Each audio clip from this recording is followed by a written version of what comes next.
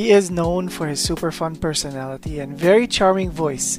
He is super sweet, super lovely, and fun to be around. We recently met, and it's been a blast hanging out with him and watching his streams and playing games together. We're gonna talk about a lot of things, including his favorite games, things, as well as our usual mini games, and of course, mental health. Everybody, please welcome Master of Magic, aka Mom or Magic, to this new episode. What up, party people? That's Hope everybody's doing good, feeling good. That's his catchphrase, by the way. I love it. First thing I ask my guests, I know I asked you this before we recorded, but how are you doing today? I'm doing pretty good. Making it through the day so far. Nothing too crazy. Just rocking and rolling. Yeah. We've been talking earlier about like how things have been crazy lately, and I told him like this whole year so far has been really crazy. Like it's been a roller coaster of emotions, events, things. Like people told me this is gonna be a good year, and I was like, it started off splendidly. January was good, February was amazing, then March started hitting and it was okay, then April hit and things went spiraling everywhere. So I don't know. It has been a crazy year, honestly. I was also hoping for it to be a pretty good year, but I'm just kind of waited to see how it went, and it's been interesting for sure. Yeah, and we're at the other half of the year now. Yeah, that's true. Yeah. But I will say some good things have happened this year. Like I started streaming again this year, which is pretty awesome, and meeting lots of fun and exciting people. Oh yeah, indeed. Like I've never thought one day I'd be here, honestly, like where I am today. And then like just I was thinking about doing the partner push from last year. But then I was like, I probably might not do that anytime soon, and here I am, I'm doing it, but because mostly because I was hesitant, and I know it needed a lot of effort and a lot of like constant what's the word, dedication, that's the word. So yeah, let's just hope it goes well. Oh, yeah, I think you're doing great, honestly. And I'm really excited for you and the partner push. I think it'll be really good for you. I know it's probably going to be, like you were saying, that it's not only physically going to be draining, but it's also going to be mentally exhausting at the same time, because you've got to put in all that time and effort, like up front and physically, to make everything happen and to do all the marketing and all the socializing with everyone. But then you've also got to get on and do all the streaming, and streaming there in itself is kind of a whole, like you're 30 people doing, you're one person doing 30 people's jobs at the same time. Yeah, definitely. Not that I already, like, since I already put the effort before, and like it's already been there, so it's not completely taxing physically, but mentally it's half.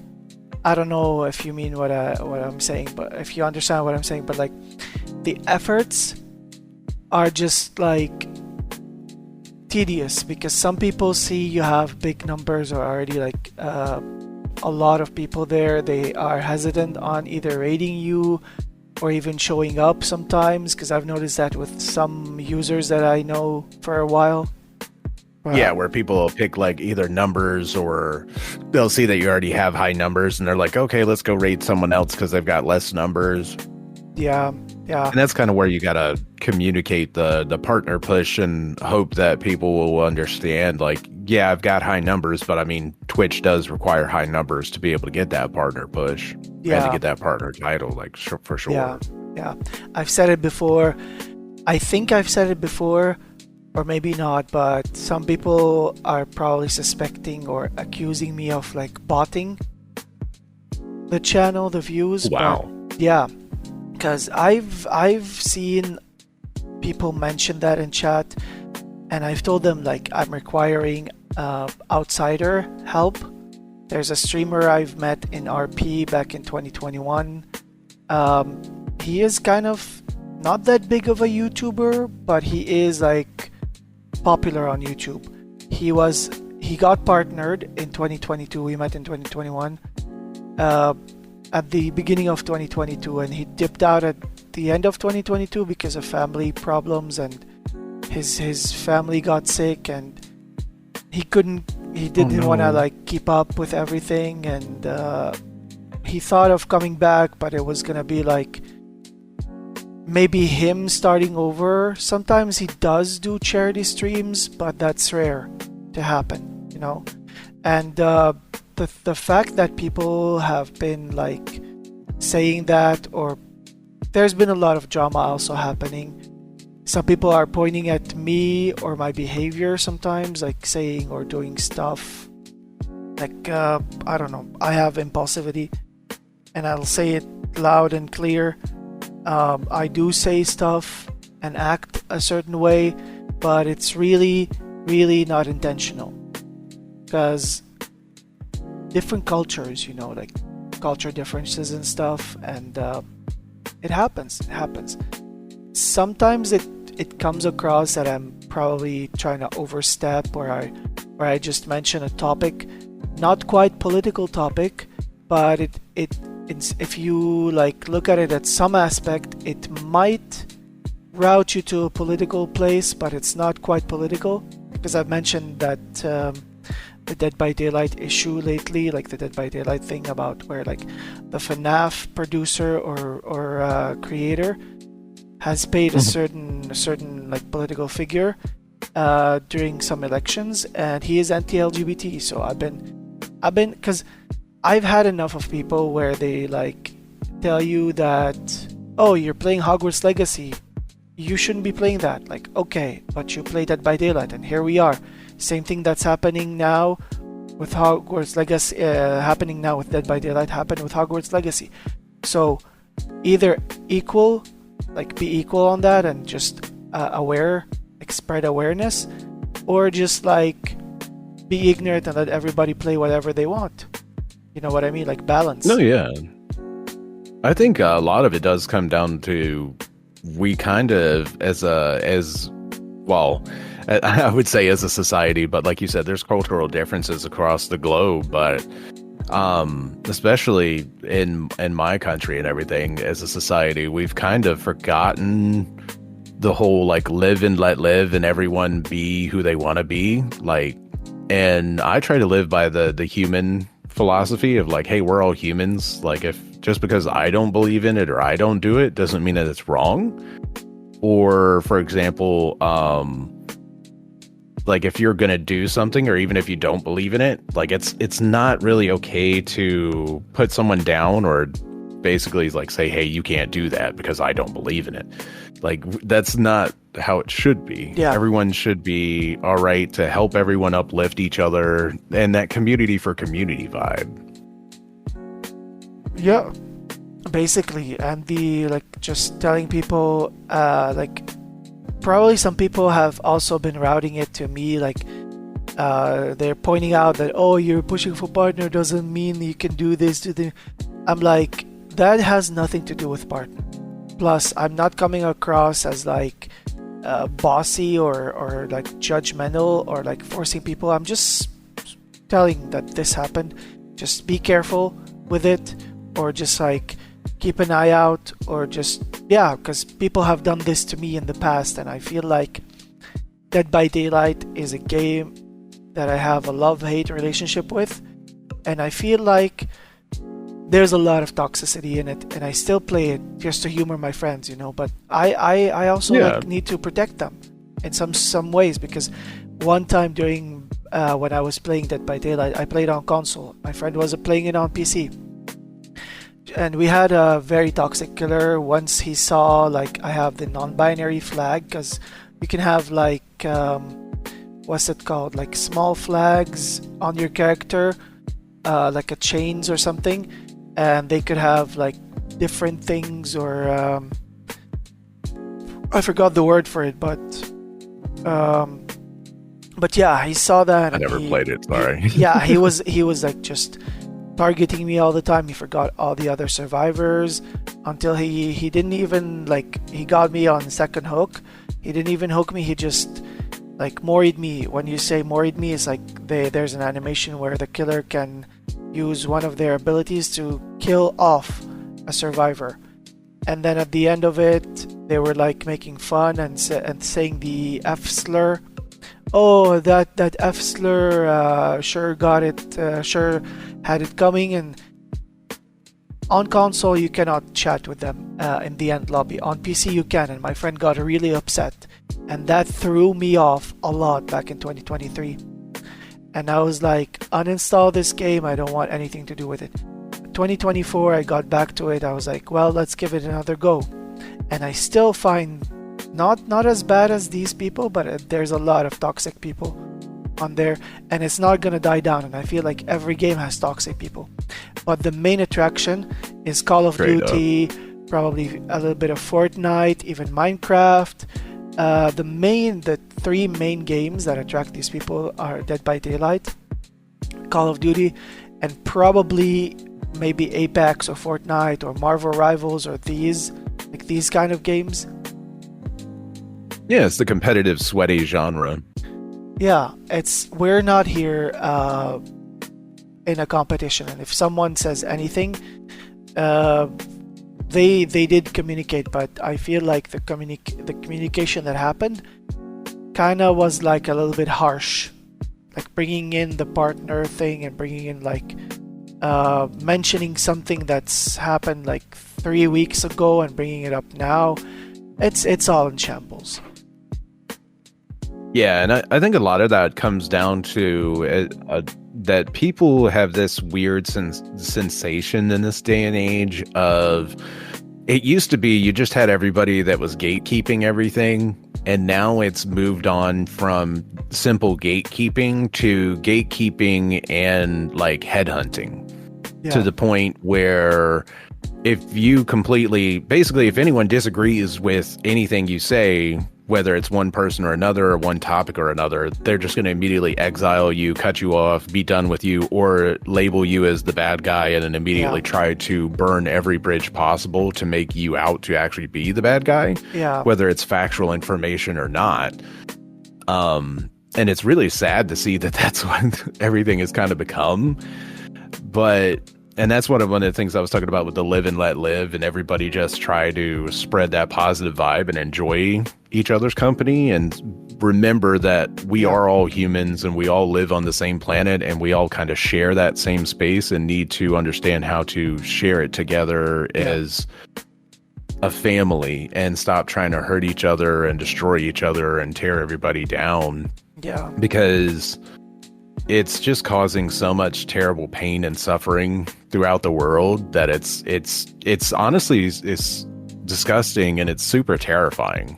Yeah, not only that, but like the fact that they're bringing like, okay, I got bothered by a certain probably raid suggestion, or they bring up that I have very sexual humor, and all I mention is like sexual stuff, and then when I bring up someone else from that group that only talks about penis and cum and those things on streams, and the first thing they say is like, oh, hi bitch, or shut up, shut the fuck up, or something like that, they're like, no, don't bring them into that. I'm like, I wanted to say that's a bit sexist of them to just label people like, okay, I'm from a gender and they're from another gender, let's say, and because they're from a different gender, they have the upper hand and people don't give them shit and they get more stuff.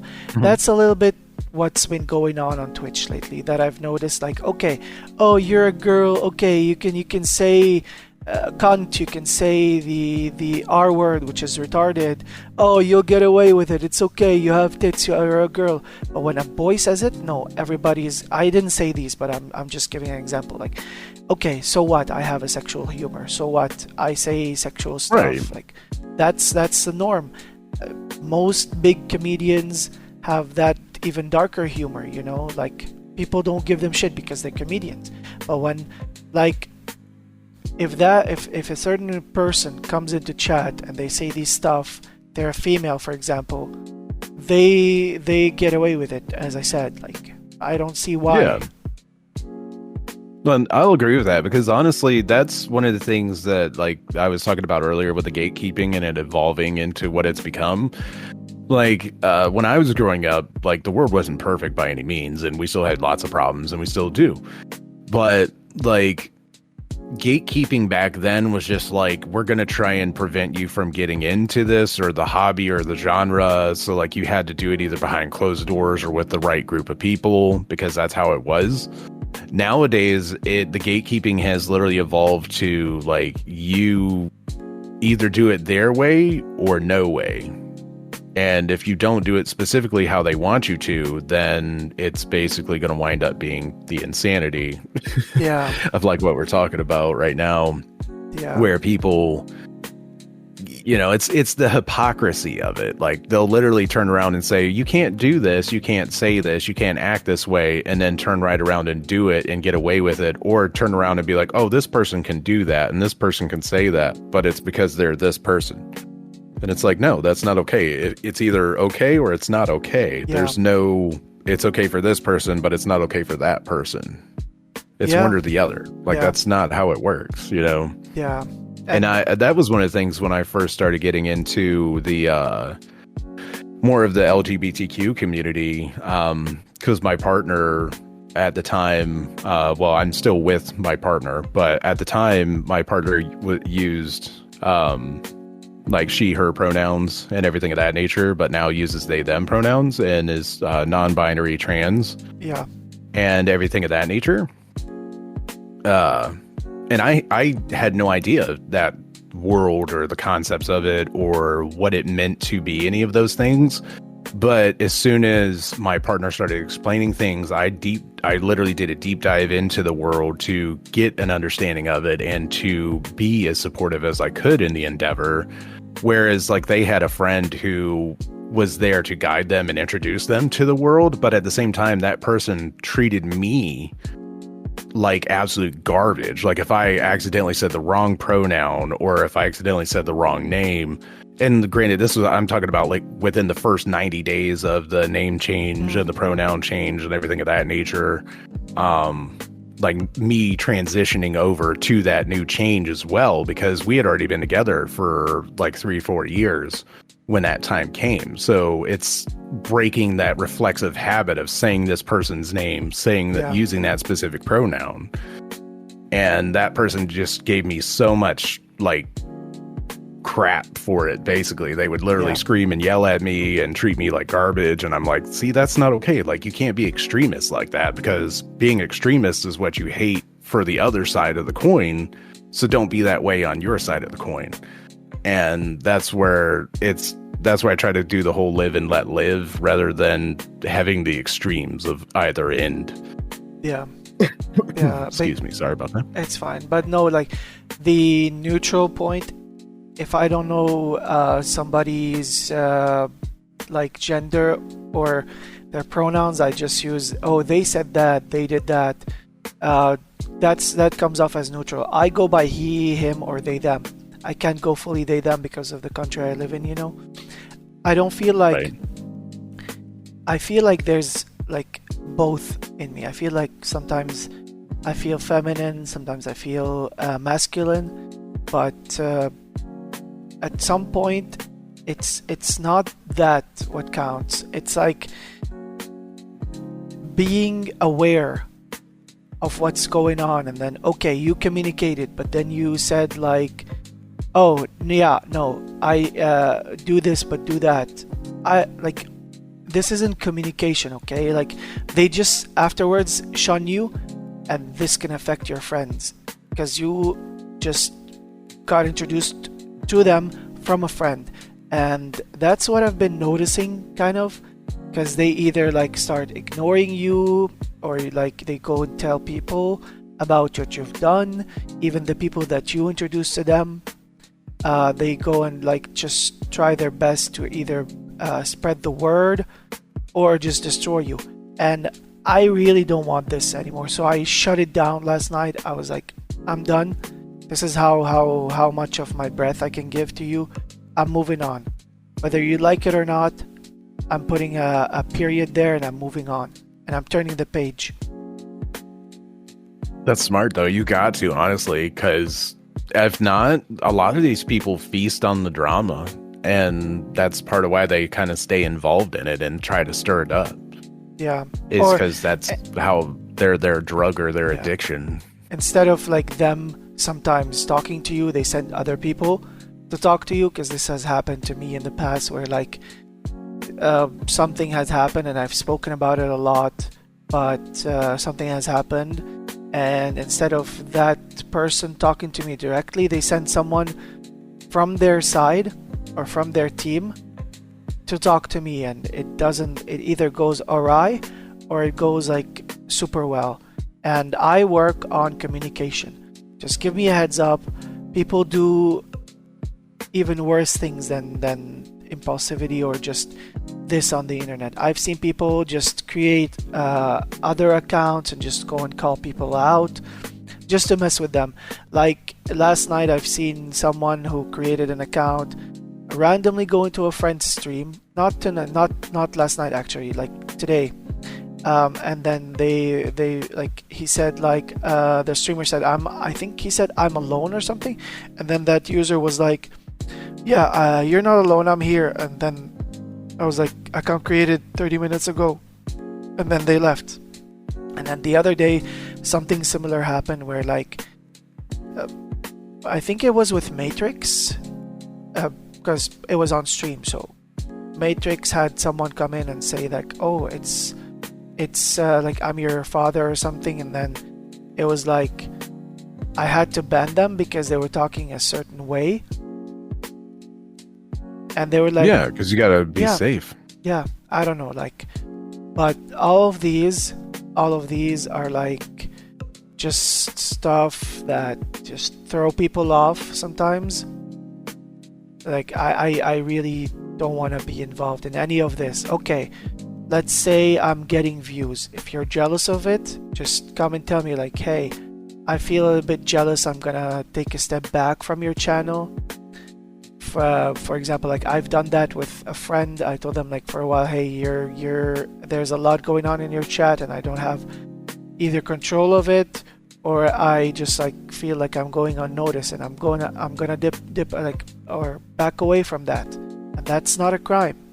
But just don't tell people, oh, you're doing this and you're growing, but now it's gonna be like doesn't give you privilege to do that, blah blah blah. Yeah, I don't want that. Right. No, especially because you just don't need that negativity.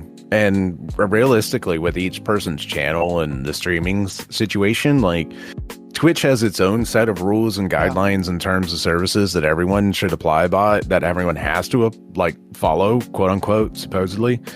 They're very flexible, like most rule of law. It's there for when they want to use it, not there for the people that actually need it or to protect them.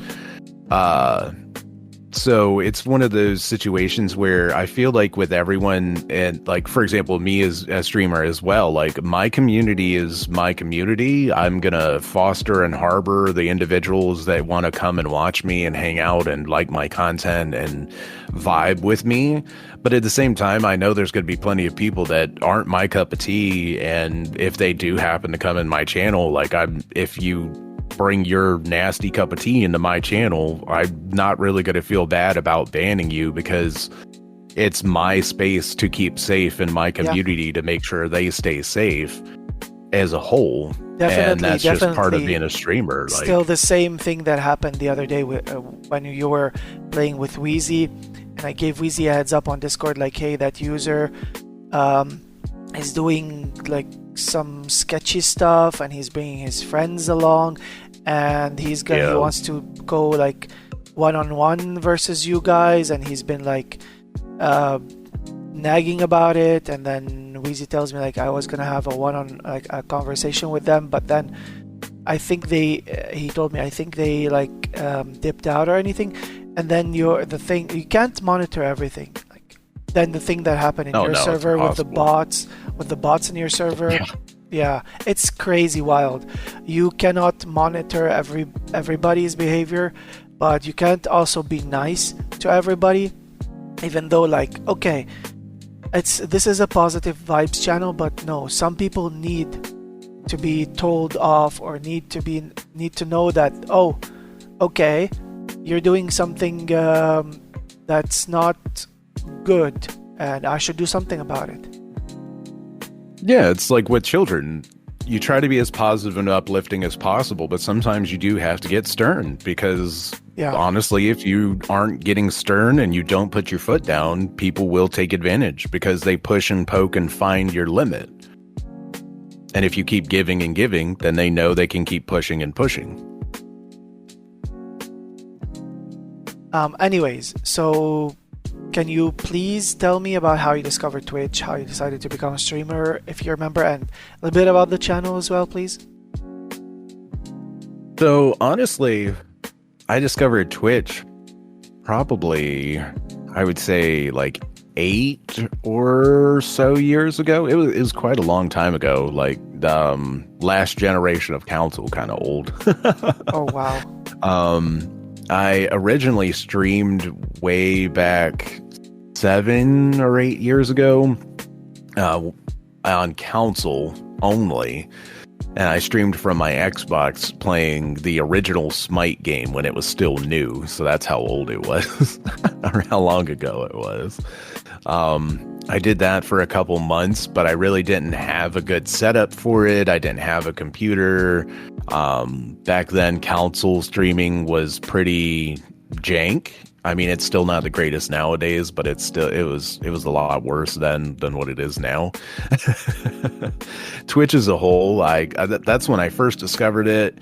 Then I kind of stepped away from Twitch with a lot of life and everything going on and moving and this, that, and the other thing, experiences that I had going on and breakups and stuff, and rediscovered Twitch this year recently because my partner actually wanted to start streaming.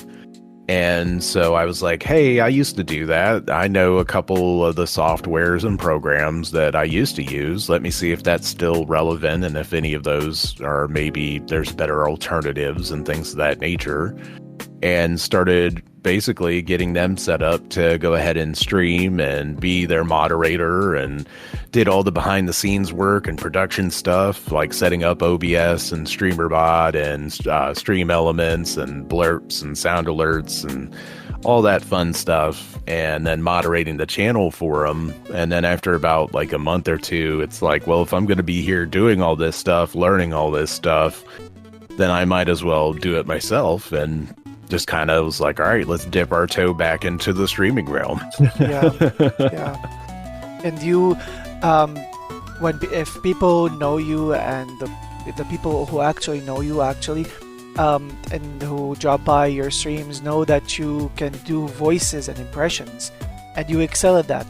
And I think you've mentioned that you've gotten like a voice acting gig or something. How did that happen? I know you might not be allowed to talk about this, but just tell me the process, like how you've auditioned, how it all happened, how did the recording, if you've recorded anything so far, go? Oh, of course. Yeah, totally. And you're right. People do come to my channel. They love hearing the different voices, accents, and sound effects that I make. That's just stemming from my childhood. I grew up watching lots of cartoons and anime, and then I really fell in love with like repeating the sounds. I was kind of the annoying kid growing up, whether my parents thought that or my friends, either way, because I'd mimic like sound effects and voices from different cartoon shows and different animes. I was really inspired by like Steve Bloom to start doing different voices and things of that nature, and actually learning what a voice actor was and what they could do and things of that nature, and wanted to dip my toe into doing that, or potentially doing it for video games per se, more than like actual animation. And That does carry over to the stream a bit. I'm still kind of rusty and everything, but we're getting back into everything and kind of flexing those muscles. When it came to getting I got my first voice acting gig actually about a month ago. I put in there was an open casting for an indie game that's coming out soon. It's a dating sim that I can't say the name of quite yet. They're still working on some behind the scenes stuff, but I can give you information in the future on that. And essentially how I wound up getting in on it was there was an open call on TikTok, and one of my streamer friends sent it to me on TikTok. They're like, hey, we saw this. We think you'd actually be good for it. Why not? And I just kind of was like, all right, let's finally try dipping our toe into it and see how it goes. So I had a pre-recording of me doing a poem reading called Ode to Apple Butter. Wow. And I actually used that as my audition tape for the open call, and they got back to me in about 27 hours or so. It was a little over a day. That was quick. They got back to me and they're like, oh man, we think you'd make a perfect character and we think you'd be the perfect Zeus. And I'm like, all right, let's go. Because it's a Greek mythology themed dating sim, and I'm gonna be Zeus, so that'll be fun. That's impressive, actually. Like, just the thought of that. Like, are you even like thinking about a little bit like further ahead, like how it's gonna probably affect your streams? Like, oh, you're Zeus, because I know a friend who did that in the past, and he didn't stream, but here. The people were like, oh, we recognize your voice, and it started getting tedious.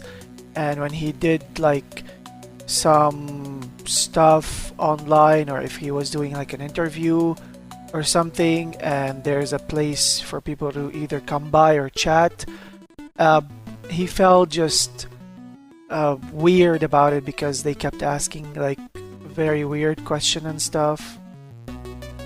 I don't know, like, are you ready for this? Honestly, I think it's all going to be rather new, and I'm just going to kind of try to learn and grow with the whole process just as we go through it. I'm as prepared for it as I was yesterday, so I can't really say anything different about that. I will say that in the long run, I don't think this first gig will do anything like crazy, like blow up crazy or anything of that nature. But I think it's going to give me the foot in the door and the potential confidence that I need to be able to have that push to start taking it more seriously and do things like make an actual demo reel and reach out to some potential casting agencies, or even just go ahead and put in more auditions for current roles on independent projects. Yeah. Because I know there's a lot of different independent projects out there. Between TikTok and Twitter, I've seen quite a few different casting calls. I just don't have like a pre-done demo reel or anything of that nature. Hence why I sent that poem reading in as my audition tape.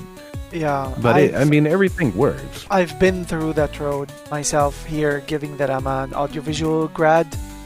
I had a script ready and just waiting to be either sent to a production house or a production company, or just being bought out. And then when I call several production houses, every single one of them said like, oh, you're not famous, you're not known, we cannot work with you. Or they would say like, oh no, we're looking for action, not comedy. And I'm like, this has everything. It has action, it has crime, it has comedy. So I don't know, like.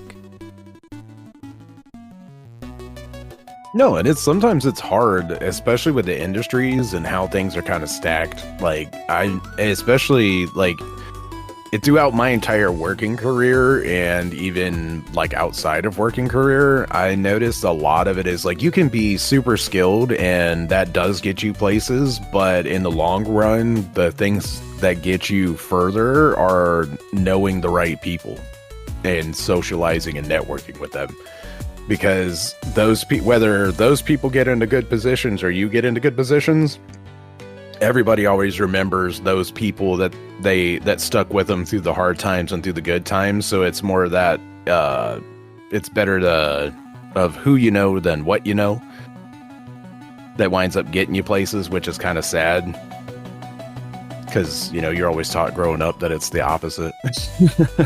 Yeah. Hard work and dedication will get you somewhere, which it does. Like I said, it gets you lots of places, but we all know that there's an advantage to either, having that extra bonus or boost from either extra money or fame or something of that nature, because it's just like in video games. When you have a starting position, it's like, oh, do I have this type of resource? Do I have that type of resource? What can I do? How can I do that? Or what can I do to manipulate it to make it better for me in that circumstance? Because that's honestly just how the world works. Do you remember what was the first game you streamed on Twitch? Like, first ever game, not after your hiatus and you coming back? Oh, like way back years ago kind of streamed? Yep. Ooh, Lord. I think it was Rocket League, honestly. Oh, wow. Like, back when Rocket League was pretty new. Because I used to play it quite a bit with me, my brother, and one of our friends.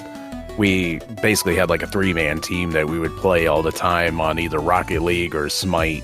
And that's the only 2 games I would really ever stream or play back in the day. Yeah. I feel like it's a little bit weird. Like the whole idea of like Rocket League is weird because I struggle kicking a ball, not to that extent, but I'm exaggerating a bit. But no, like having to drive a vehicle, focusing on the driving, and having to just try and get a ball into a certain goal, like a goal place.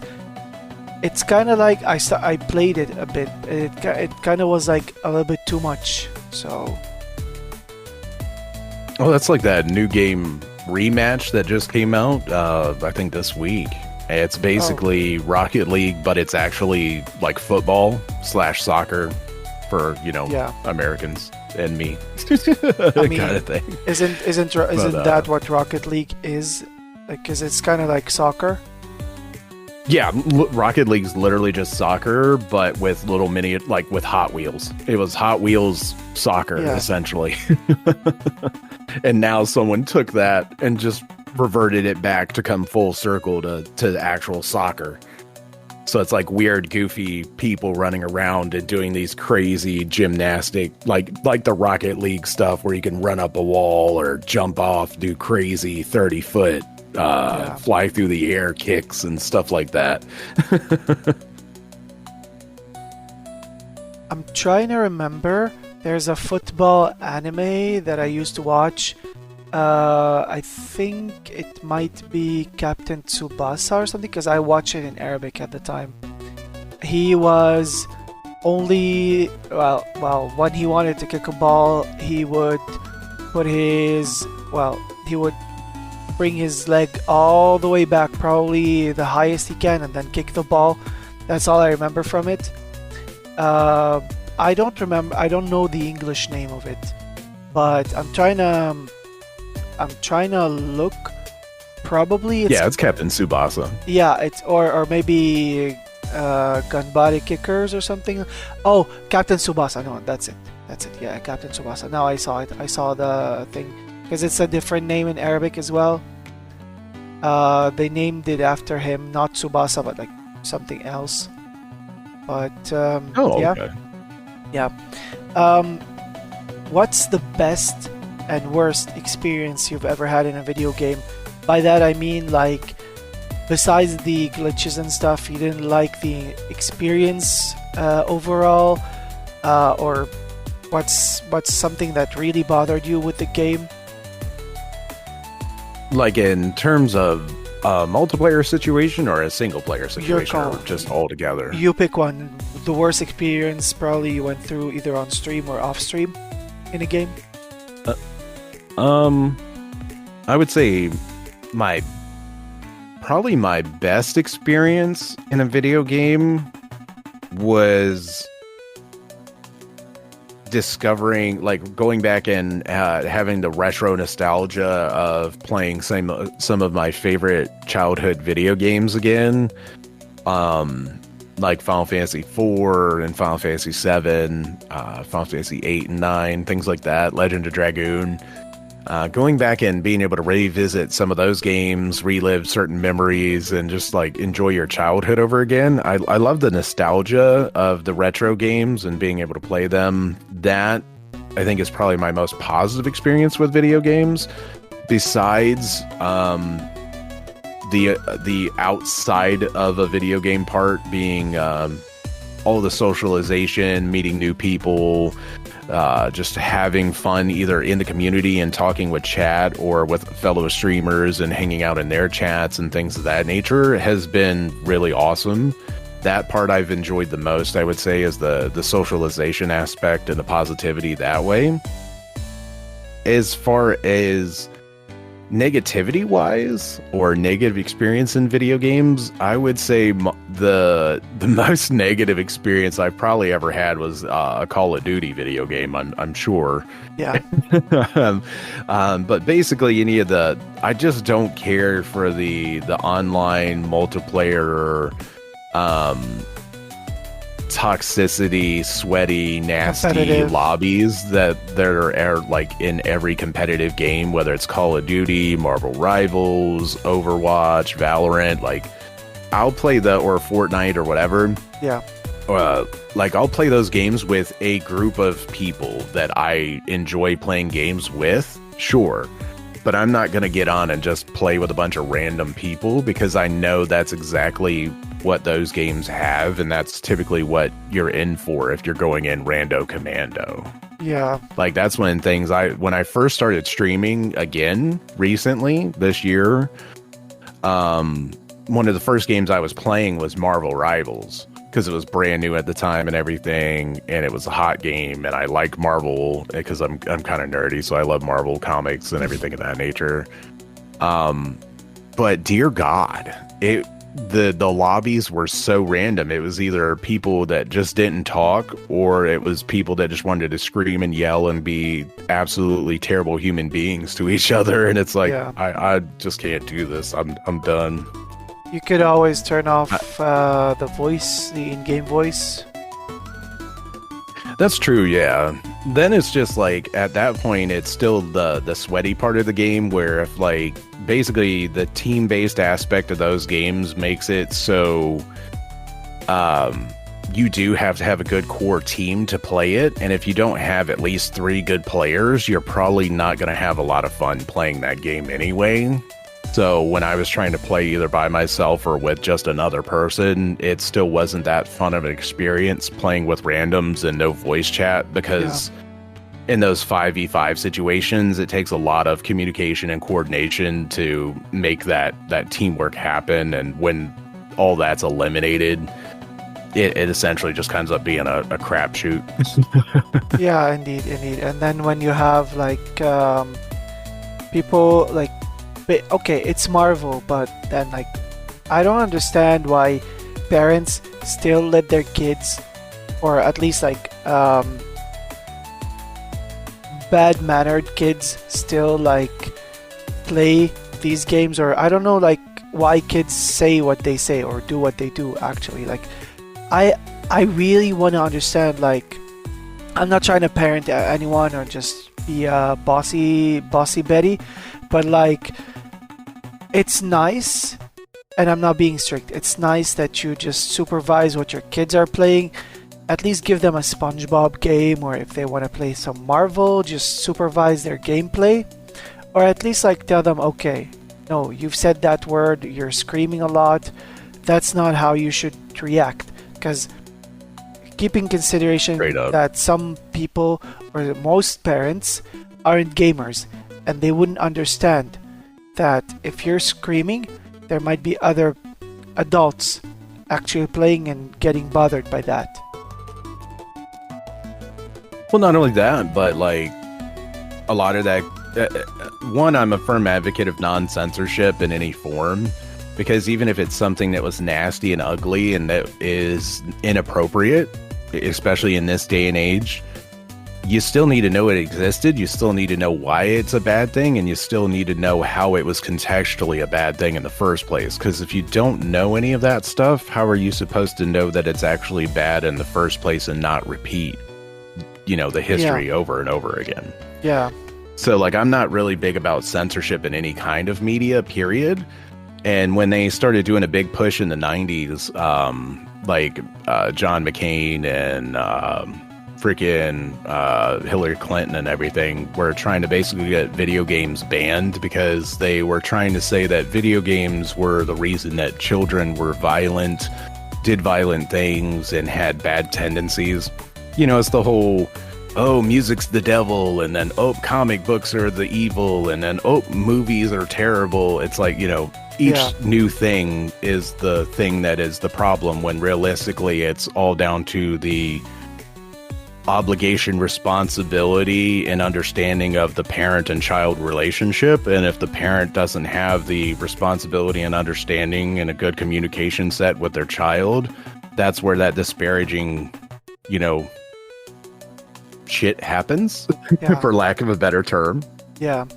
To the point where essentially they just try to blame it on something else. Like, realistically, you're the parent, it's your child. Like, you don't need to, the school's not there to parent for you or to teach your child responsibility or what's right or wrong. That's what parents are for. Yeah. You're supposed to teach your child all this stuff. Yeah. The school's not there to tell you what's right or wrong, what thing to, bow to, what thing not to bow to, etc., without going too deep into politics and all that fun stuff. They're there to instill science and logic. Yeah, exactly. Because that's what it's supposed to be. Exactly. And the 90s back then they had different mentalities, because I was watching a movie back then. It's kind of like a comedy slasher movie. It's recent. It's new. I think it's called Killer something. It's on Amazon Prime. It stars the mother in the mother in Modern Family is part of the cast. Julie Bowen. She's in it, but she, like, one of the characters said something in the movie that I really relate to. In the 90s, there was some phobias still around, but at the same time there was a little bit less restriction about some stuff. They could always go dark. Maybe there's more racism back then still. So times changed. Yeah. It's all evolving and moving and changing in different directions and ways. And it's kind of crazy just to see what it's gotten to at this point. And I know maybe that's just me getting older and looking back and going damn you youngins, or whatever. But I mean, realistically, the youngins aren't the problem, and the youngins aren't causing the problem. The people that are older than I am are the ones that are making the rules and changing the rules and making the problems anyway. Yeah. Or my age and up, at least. Yeah. It's that kind of crazy circumstance where in the long run, it's a matter of time and effort. No matter if you're talking about learning a new skill, you're talking about parenting, you're talking about working, the more time and effort you put into something, the more you're going to get back out of it. Yeah. And it's just a shame that most people don't put that time and effort into anything anymore. Yeah, sadly, it's all unhinged. And there are still some cultures and some like countries that still feel like still live like they were still in the year 2001 or 2002, back when everything wasn't still developed as now. Like here in my country, they still think like some stuff are probably borderline provocative, while in the outsiders, like outside, like other countries, this is a normal thing for them. For example, like today, for example, like recently, people here, singers and stuff, started wearing like fishnet, and I've been wearing these for like 3-4 years now, and it's kind of becoming something of a trend, and I'm slowly starting to feel like, okay, this is slowly becoming a thing, and I hope it stays, or I hope if it ever goes away, it wouldn't go back to being a taboo, because you know, like fishnet, people think, oh, fishnet are for women and fishnet are for ladies and stuff, and no, it's I think like what you wear doesn't make you who you are. Like, it's your choice, it's your life, nobody has any say over it if you're an adult. Yeah, true that. One of those, hopefully that freedom of expression and understanding stays, even if the trend doesn't necessarily stay. Yeah. And I'll agree with that, especially with like a lot of the craziness that's going on right now in my country and stuff, with trying to like take our country back 100 years kind of crap. But you know, there's interesting things going on, and I just feel like in the long run we'll all find a nice happy medium somewhere down the line. But I'm more of a, I would say, I kind of am a realist, but I'm somewhat of a pessimist at the same time. Yeah, but because back in the day, I did see pictures online of like people in the 80s, people in the 70s, football players, soccer players that wore crop tops, and nobody told them anything. Like even Rocky in a movie wore a crop top, and now it's considered a taboo if a man wears a crop top. I don't see anything bad with it, honestly. Like, okay, in the past, if you've noticed, like probably in the past, they used to wear like short shorts and play soccer. Oh yeah. Now they're like long, like knee-long shorts. I googled why, and Google told me like probably because like mostly that the players or the footballers or the soccer players prefer, if they're trying to catch their breath at some point, they want to hold on to something. Oh, okay. No, that makes sense though. It's like a textual thing. Yeah. But I mean, that was kind of like back in the 60s when Joe Namath was wearing pantyhose and doing the commercials for it and stuff, and like people tried giving him flack for it, and he's like, hey, it pays the bills, man. Gives me money. Why should I care? Yeah. I mean, just okay, if something borderline triggering is happening, then you should take action. Like if someone's minding their own business in private, just don't come after them. Just give them some privacy. If it's a semi-private place, like, I don't know, like probably an apartment, a shared apartment, if they're in a room and you need something from that room, like for example, like if they're doing something, like just, it's not, I don't see why we're still chasing after taboos. Oh, it's a way for people to, you know, basically take their negative thoughts and processes and to basically reflect that onto someone else. I'm a firm believer of like live and let live and be what you want to be and do what you want to do, whether it's in public or private. Personally, like if I disagree with it, it's the philosophy of if I don't like this TV show, then I'm going to change the channel. If I don't like that radio station and the music they're playing, I'm going to change that channel. If I don't like a streamer and what they're doing, I'm going to easily just change that tab or that channel to another streamer. Like, just like in real life, if I don't care for how that person dresses or acts or whatever, I'm going to avoid that person. I'm not going to persecute them or drive them crazy or be a dick to them just because they don't act or feel the way that I feel or do the same things that I do. Yeah. I actually deal with that on a personal level right now.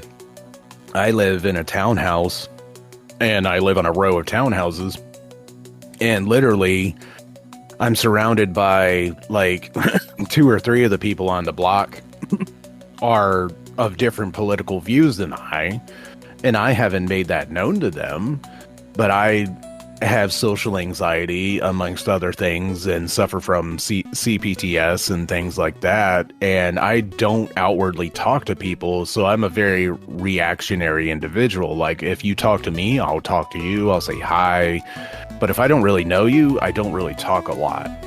And unless I really get to know you, don't expect me to really talk to you, kind of thing.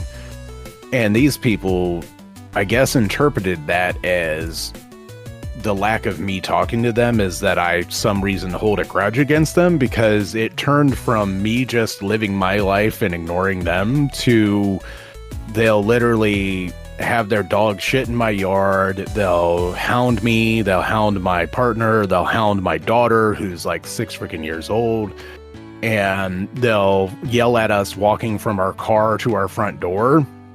And we don't even say anything to them. I don't talk to these people. I don't like associate with them. They'll freaking fire off fireworks on our car, throw shit in our backyard and our house, and like just all this weird, stupid stuff. And it's like, why are you guys being so vindictive, mean, and evil for no reason? Like, I've done nothing to you. I've never once said a nasty thing to you. I've never once called you guys names. I've never cussed at you. I've never like done anything to your personal property or anything of that nature to like warrant any of this. But all of a sudden, I am the worst person on earth, and you're going to treat me like absolute, garbage because I didn't want to talk to you. Yeah. And I lived here before you did. Like, come on. Yeah, and same thing goes with like opinions and everything. Like, okay, I've been here before you, and people don't understand that it's not a race and it's not like a competition, but like keep in mind that some people were here before other people, and wherever they live or wherever they reside or whatever they do, newcomers don't partially have the right to just like say or do what they want over people who are probably like have been here longer than they have. No, yeah. I'll agree with that. Straight up. Yeah. Going back to Twitch, I want to know, where did the name Master of Magic 420 come from? What's the story behind it? Some people call you like Mom, some people call you Master, some people call you Magic.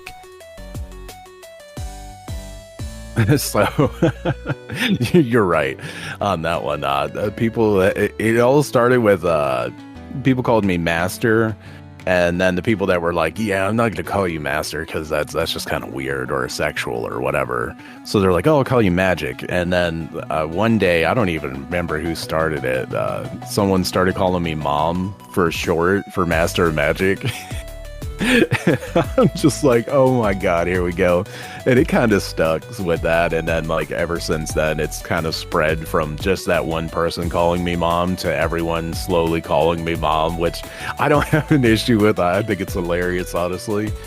The name itself, Master of Magic 420, specifically comes from when I was younger. I played the Magic the Gathering card game from a very young age. Like the first time I played it, I was like 5 years old, and I played it up until like actually a few years ago, and I was the best Magic player around in like 3 different states. So it was really hard to be able to beat me in a game of Magic, and Magic kind of got boring to the point where I had to literally create challenge decks and all these different things to be able to make things up and to make it so it would be harder on me to play or to have fun and it be somewhat exciting again. So that's kind of where the name Master of Magic comes from. Just me being so good at Magic the Gathering back in the day. And the 420 part's just because I like to smoke weed and it helps with my anxiety, my stress, pain, because I actually suffer from chronic pain all the time with some issues that I have with some of my nerves and my back and my spine and my neck and all that fun jazz. Yeah. Yeah, so it's a kind of a mixture of both of those. Yep, that's understandable. How many days per week, or how many hours per day or week do you spend on Twitch in general? Between I always try to have like people tabbed up on Twitch, whether I'm actually interacting with my computer or not. So I would say like mostly I'm on Twitch all the time, but for me personally interacting on Twitch, I would say I'm on Twitch streaming probably 3 to 5 hours a day for like 4 days a week. And then when I'm in other people's channels, I'm probably doing 5 to 6 hours between like everybody that I'm in and supporting, because there's so many people and so many streamers and so many fun people that it's like I go to try and spend like 30-40 minutes with this person, then go spend 30-40 minutes with this person, and etc.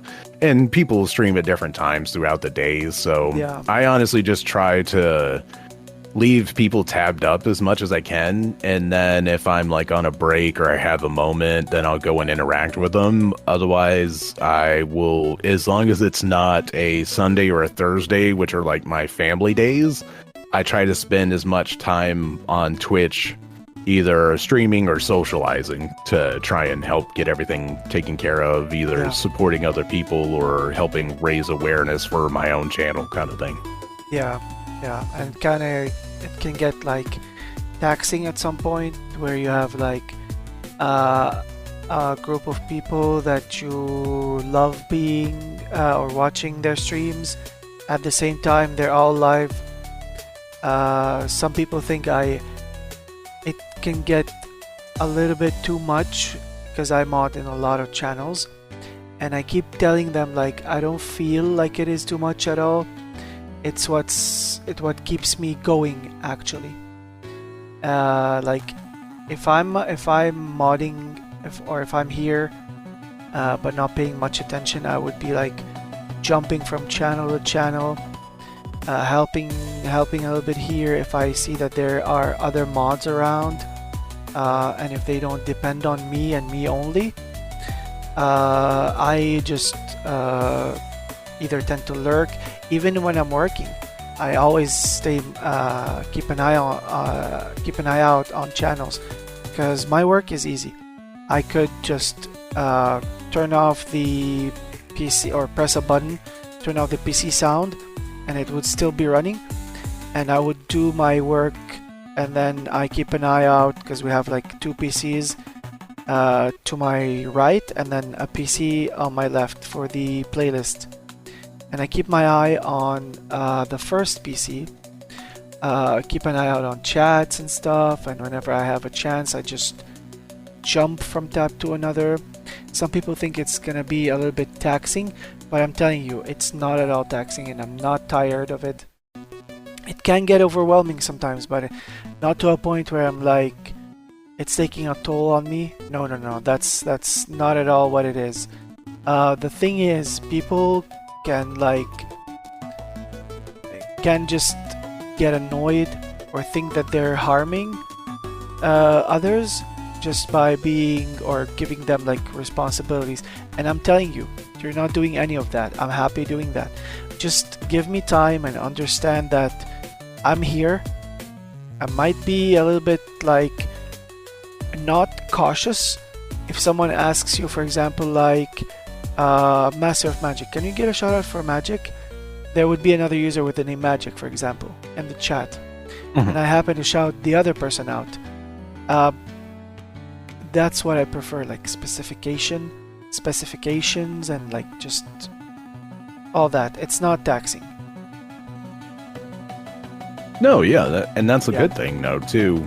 And that's one of the reasons why I also try to set aside at least 1 or 2 days a week to be like my turn off day, or my like I try not to overexert myself. Like rather than spending all day streaming or communicating, I'll spend a little bit of time communicating, but then I'll unplug and then go ahead and hang out with the family, try to spend time with the little girl or my partner and stuff like that to refresh myself and remind myself of everything that I'm doing this for in the first place, as well as to harbor like new ideas and get fresh creative mindset going. Because right now, one of the things I've been spending a lot of my extra time into is StreamerBot and OBS, and just like learning all the different things you can do in OBS, and then using like StreamerBot to drive those things, like some new visual effects and things of that nature, to try and increase the production value of the channel and the actual alerts and everything on my channel. Yeah, that Just part of the learning and growing. And also, one more thing I thought about as we were talking. You mentioned that you need to spend time with family. I have family, but I don't have like kids or anything. And basically, it's just 2 people, like me and someone else living in the house. And it's mostly the reason why I spend all of my time on my PC and Twitch and stuff. But it's like I don't have anyone else to talk to in the house all the time. But I also I don't like going out anymore. I did it for a while. It was like costly and everything. Plus now most of the people I know here I'm alienated from them, because they're either out of the country, they live outside now, are just like idiots and assholes, and I had to cut them out of my life. Or they just like decided to move across the country, like far away. But yeah. I'm sorry to hear that. Nah, I'm glad you still do have someone there, though. Yeah, it's fine. It's because like it started getting a little bit too much for me here, like having to just go out and like just spending money when I could be like saving up and doing other stuff. But yeah. Anyways, to the new people out there who just started streaming or are thinking about it and are listening to us right now, before I end this segment, what's one advice you want to give them? Like one tip of advice to give to a new streamer is what you're saying? Mm-hmm. Yeah. Okay. Let me think on that one. Let's see.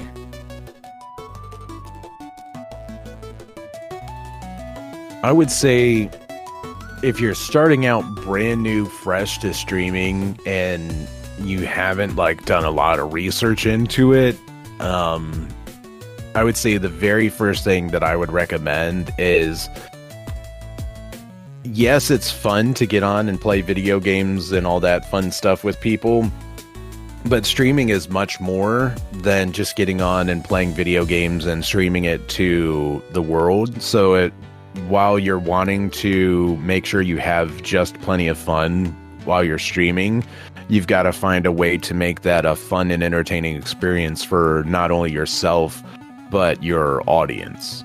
Yeah. So when you're playing games and stuff, it needs to be something that is fun for you, but also fun for your audience. So that's something to pay attention to, beyond just getting on and having fun and playing video games yourself. Because a lot of people make that mistake early on of, I can just get on, I can play whatever game I want to play, and I can stream it, and everyone's going to come watch me stream it because I'm having so much fun playing it. And those days of streaming are gone, because there are so many streamers out there now. Like there's, I think, over 2 million streamers on Twitch now. and there's only concurrently like just over 2 million people on Twitch on an average daily basis. So you're basically almost competing 1-for-1 for viewership to a streamer. And we all know it's not really 1-for-1 because we have giant streamers like, you know, that are out there that have, we all know their names and they have ridiculous, insane, you know, followings and things like that. So it's just, you know, good to see. I would just say have fun, but make sure your audience is having fun too. And I know that was a very long-winded answer. I'm sorry. It's fine. It's fine.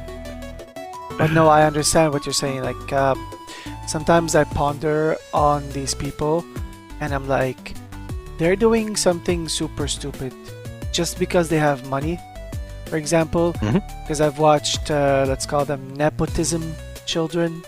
Like children, oh God, nepotism people or nepotism kids, nepo babies, as my friend calls them. Yeah, we have those in the family, in my family. They just go around and just like goof off, or like just shave each other's heads on stream, or just do stupid challenges just for views, and people watch these. Yeah, I'm like, why do these people even have views? Like, I don't know. I don't think this is content, or this is qualified as good content to have like over 10,000 people watching. Right. A difference of actual quality content versus just, you know, stuff being thrown out into the ether. Like, some people work their asses off every single day to bring at least a little bit of fun and entertainment to the people. While just rich people or like big streamers did work their way up, but some streamers like have a lot of views because they either are or giving people like stupid content, and people want to see stupid content. If I could do stupid shit on camera, but I don't have the equipment to film it or to broadcast it. I have the capability, and I'm still like able to do that. But like, some people pour their hearts out into bringing quality, and then they don't even get the recognition sometimes. That's so true though, yeah. And that's another one of the hard parts about like Twitch. Like, Twitch is good as a platform, but Twitch is also bad as a platform because it gives you the opportunity to get on and do something because, hey, I can get on this platform and I can go and stream, and it gives me the ability to potentially make money and potentially have a following and potentially do this stuff.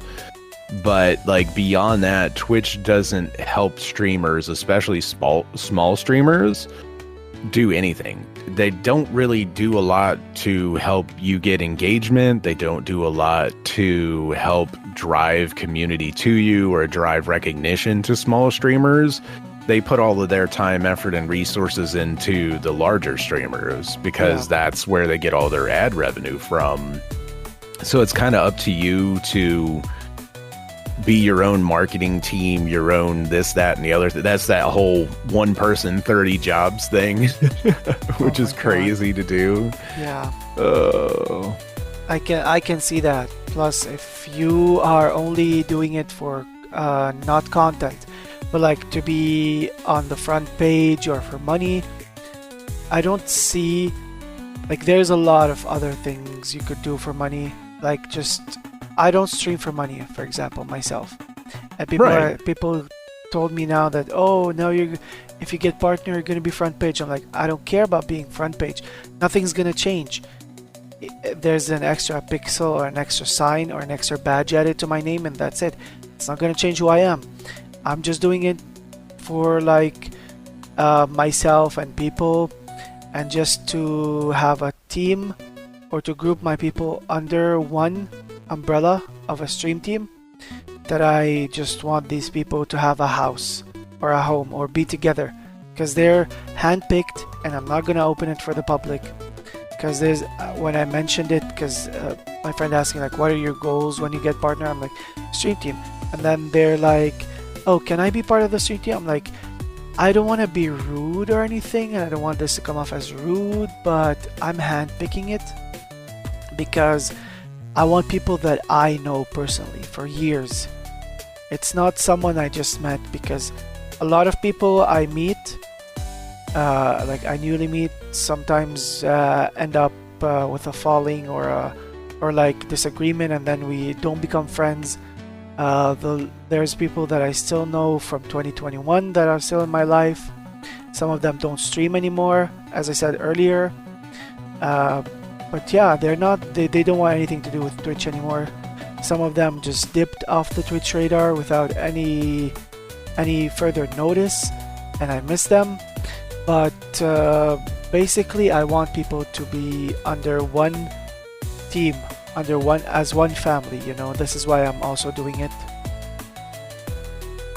And that's good, though, because that's all about enriching and uplifting each other, and that's what communities are meant for. Yeah. Okay. Now I'm gonna be asking you like fast-paced questions, like a lightning round. Okay, I'll try not to be long-winded. No worries. It's like kind of like a pop quiz, general questions, lightning round. Oh. Yeah. Do you mind telling me and the listeners what's your daily routine? Like something you probably started doing recently or whatever?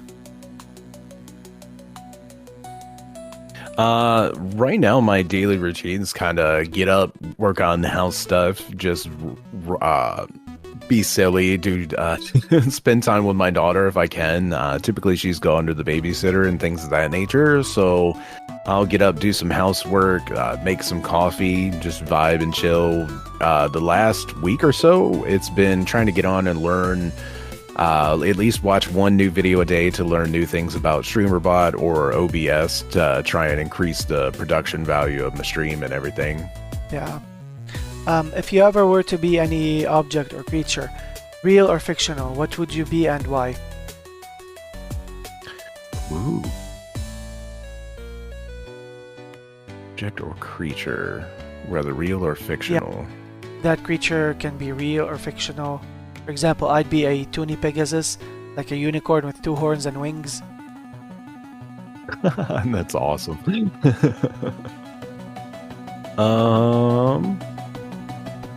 Trying to think here. I'll just say I'd be a scorpion. And why? I'd say they're loners, but they're resilient and yet can also be community driven if they need to be. Okay. If you could stay one age forever, what age would you choose? Oh wow.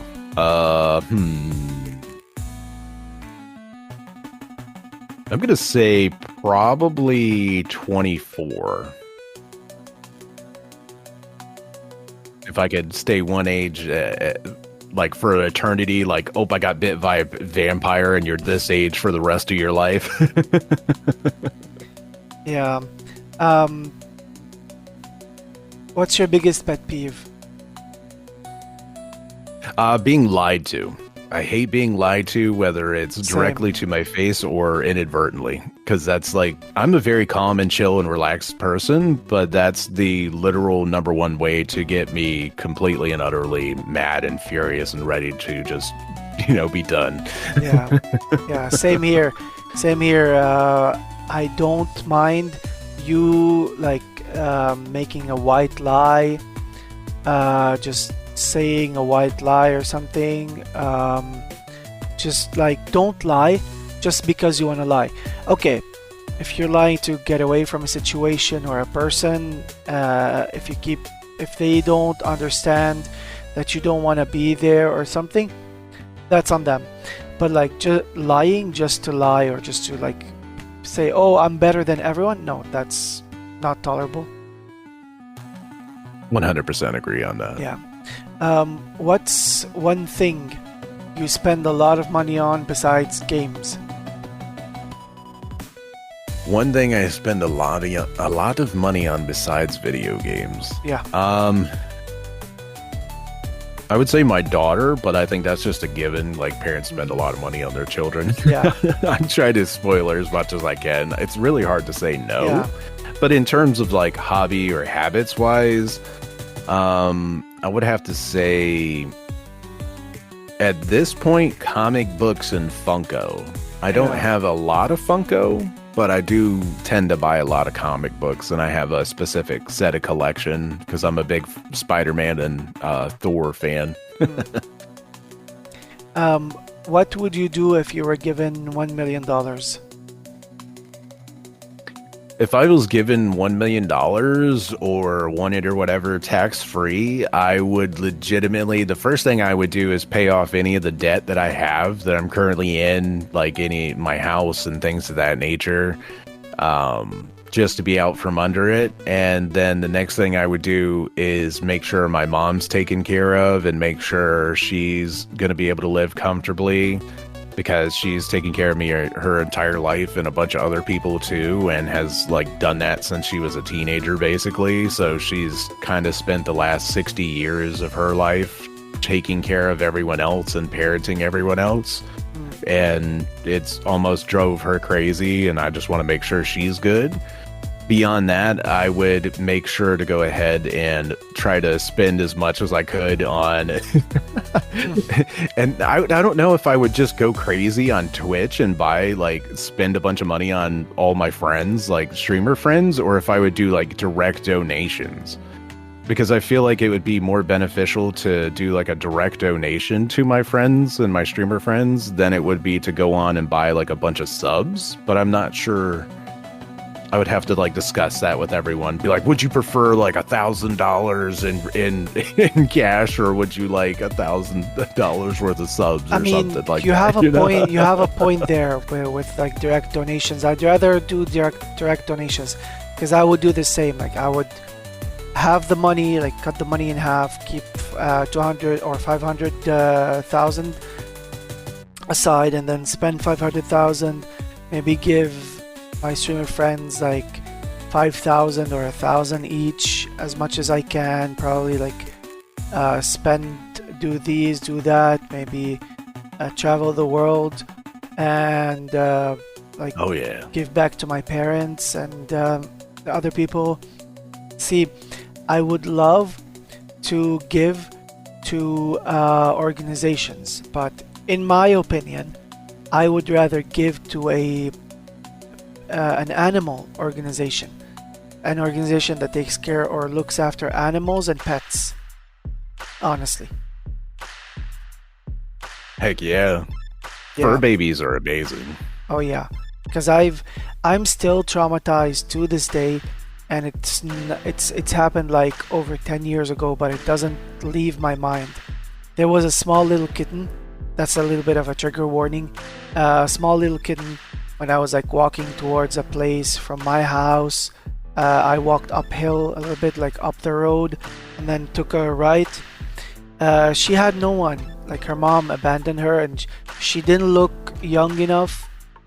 Like, she looked old enough to just probably take care of herself or take care of himself or whatever. But he was abandoned, or the cat was abandoned. It didn't look young enough to need its mother's care 24/7, if you know what I mean. But I kind of wanted to move him, or move the cat, from the side of the road to like the middle of the sidewalk or somewhere far away. Even take it under my wing, but I couldn't. But I stood there planted for 2 minutes. People were passing by, looking at me, looking at the cat. And then I felt awkward, and then I went to the shop before it closed, and then came back. Trigger warning. The cat was on the floor. Blood was running out of its neck and its eyes, and it was smushed. Oh man. Yeah. That image isn't leaving me to this day, and I feel like there's a lot of still pet abuse to this day happening, and I wanna just like I always say, adopt, don't shop, because oh god, yeah, because pet shops aren't gonna take a kitten with one eye and sell it to you. No.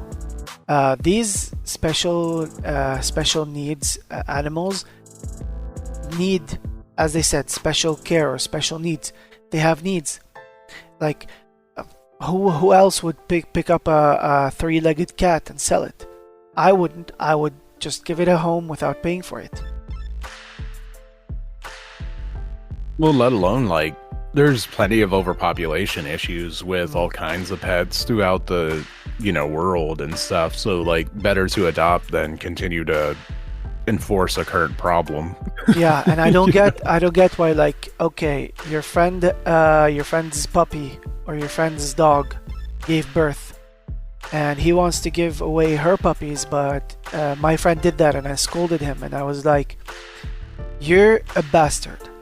Why are you selling the dogs?" He's like, "I need money." I understand you need money, but at least, like, don't do that. Like, one of them is ill. He's like, "Nah, he's fine. He's just playing." And then I insisted. I took the dog and made my friend chase me all over the place until I ran downstairs, because he lived in a building. Downstairs from his building, there's a pet shop. I ran downstairs, and I showed the puppy, and the puppy was diagnosed with a lot of things. I don't remember what. The puppy survived for a few years, and then it became very ill, and then it died. I'm saying it because I don't want to gender them. I didn't ask for the gender back in the day. And then when one of these puppies grew up, because he kept one of the kids, turns out to be another female. She also gave birth, and then he contacted me. He's like, "I have those 3 or 4 puppies that were newly born. What do I do with them?" I'm like, "If you want to keep them, you have to take care of them. But if it's too much, then you must, and 100%, give them away for free, because they might be. There's a lot of like people who need pets and can't afford it." Yeah, no, straight up on that one. Yeah, because you're right. There's a lot of stuff out there like that where people either can't afford it and yet they're still, like, quote unquote, it's resource rich or overdone. Like, we have a flooded population of it, or we have such excessive amounts of it, yet there's people that go without all the time. Yeah. What's one of your all-time favorite songs? I would say one of my favorite all-time songs is either AC/DC Thunderstruck or Metallica and Justice for All. Interesting. Mine would be, I don't know if you've heard this, but let me send you the song and you can listen to it real quick. It's called Midnight City by M83. Midnight City. I should probably start adding it to the podcast, since I keep mentioning it, because some people don't know the song. But if you listen to this song, you will definitely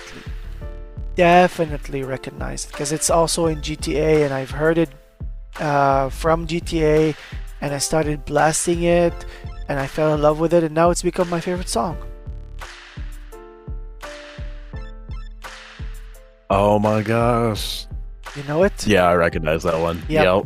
That's it. That's the one. Yep. Okay. What's one of your all-time favorite TV shows or series? Like currently or previously? Overall. I would say overall, one of my favorite shows, is Inuyasha. Like, that one to me stands the test of time. Like, I love it now, even rewatching it, just as much as I did when I first watched it, which I can't say a lot for a lot of shows. Yeah. Mine would be obviously The Simpsons, but if I'm gonna go to a more, I'm not saying The Simpsons aren't serious, a more serious road, I would pick either, because I'm a big sitcom fan, I would either pick Two Broke Girls or Friends, even though Big Bang Theory annoys the heck out of me because of Sheldon, I still love it. Oh, that's understandable, though. Yeah. Okay. Yeah, I'd love a good sitcom, too. I'm not going to lie. What's one of your all-time favorite movies? That would be the original Teenage Mutant Ninja Turtles movie from 1990. God. The animated one, right? No, the live action one. Oh, they've done live action ones in the past? I didn't know. Yeah, they're so good. I love it. They did 3 of them back in the 90s. Oof. They were crazy. The first 2 are great. The third one's kind of off the rails, but... Yeah, I remember one that I watched in theaters, like in the 2010s. That release is called TMNT. That's all it's called. I kind of liked it because maybe I was probably like a teenager back then still. Yeah, I think Michael Bay did those or something. Yeah. Is the guy that did Transformers. Oh, wow. Okay.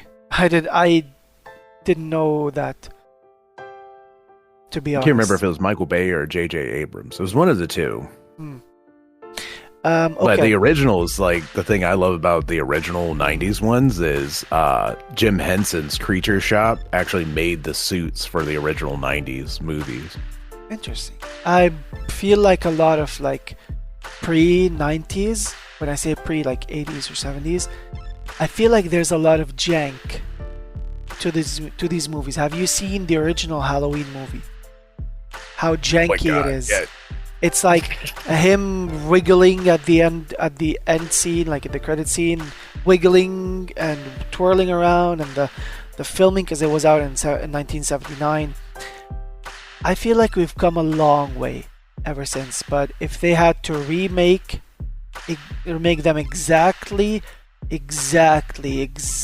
without adding or removing anything, if they had to remake them this way today, I feel like it would be a better movie. Like overall, like just how cinematography has improved over the years. Yeah. Honestly, I would say I would agree with you as long as they have a good director. It goes down to that, as long as the director is good skill-based director and not one of those the studio chose them, because of name. Yeah, that's an issue with Hollywood a lot lately. Plus, they're running out of ideas now. They've started making video games into media. Yeah. Oh Lord! Like with Amazon's Secret Level series and stuff, where they each episode was a different video game. And... The Last of Us, they turned it into a TV show. Now they're making what's it called, Until Dawn, but they're making the movie completely different to the game. Yeah, and they're also making a live-action Zelda movie too now. Oh Lord! And it's an official, like, Nintendo greenlit project that they're split 50-50 with Sony on. I cringed when I watched the Mario movie, and I'm scared to watch the Minecraft movie, even though Jennifer Coolidge is in the Minecraft movie, and I love Jennifer Coolidge. If you know who Jennifer Coolidge is... I'm sure my daughter will probably want to watch it. You know who Jennifer Coolidge is? Oh yeah, she's pretty cool. Yeah, she's the one, for the people listening, she's the one behind that line. It looked like the 4th of July. Makes me want a hot dog real bad. That's her. Okay. I love how, like, there is a video, there's media on YouTube of her, like, she was handing out an award to someone, and she didn't know their name, so she just started making up names, and then she made fun of herself making names up, and she's like, I don't know what to do. Like, I make up names and I like start making stuff up, and I panicked, and I just said some made up name, and then someone told me in my earpiece, open the envelope. I felt so stupid. Like something like that. Like, she's very down to earth. She's an icon. That's pretty awesome, though. Yeah. That's one of the things I love about old I school think- comedy, too. Like, old school comedy, it was very much the understanding that comedy at its core is offensive in general. Like, comedy essentially is either you're offending yourself and the people that your audience is then laughing at you, or you're offending your audience and then they're laughing either at part of the audience or the whole audience entirely. Or you're it's just like that weird talking about like dark thing, tunes, you know? dark themes and stuff like most comedians do. Oh yeah. Yeah. I love good old stand-up, like some old Robin Williams stand-up or George Carlin. Yeah, I forgot that Robin Williams did stand up. It's been, funny enough, it's 11 years that he passed now. Oh wow. 2014. 2014. Such a good actor too. Such a shame, yeah. Such a shame. Like, for example, now that I said such a shame, I put a comment on someone's picture on Instagram here from my country, and I was like, that's such a shame. And then I got a DM bashing me, bastardizing me, like, why are you calling me a shame? What the heck did I do to you? I'm like, easy.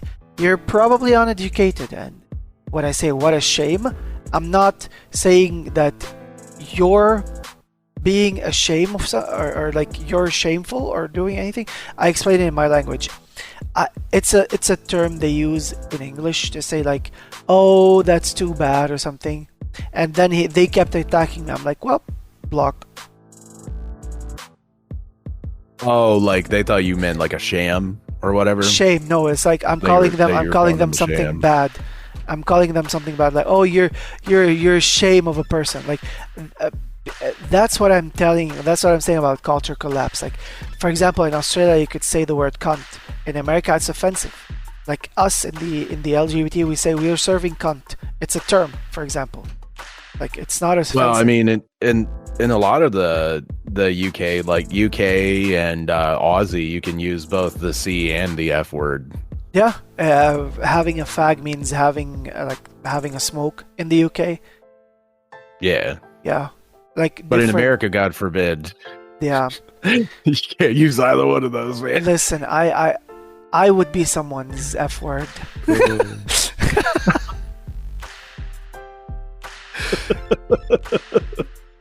Ooh. Okay, if you had one special superpower, what would it be and why, and how would you use it?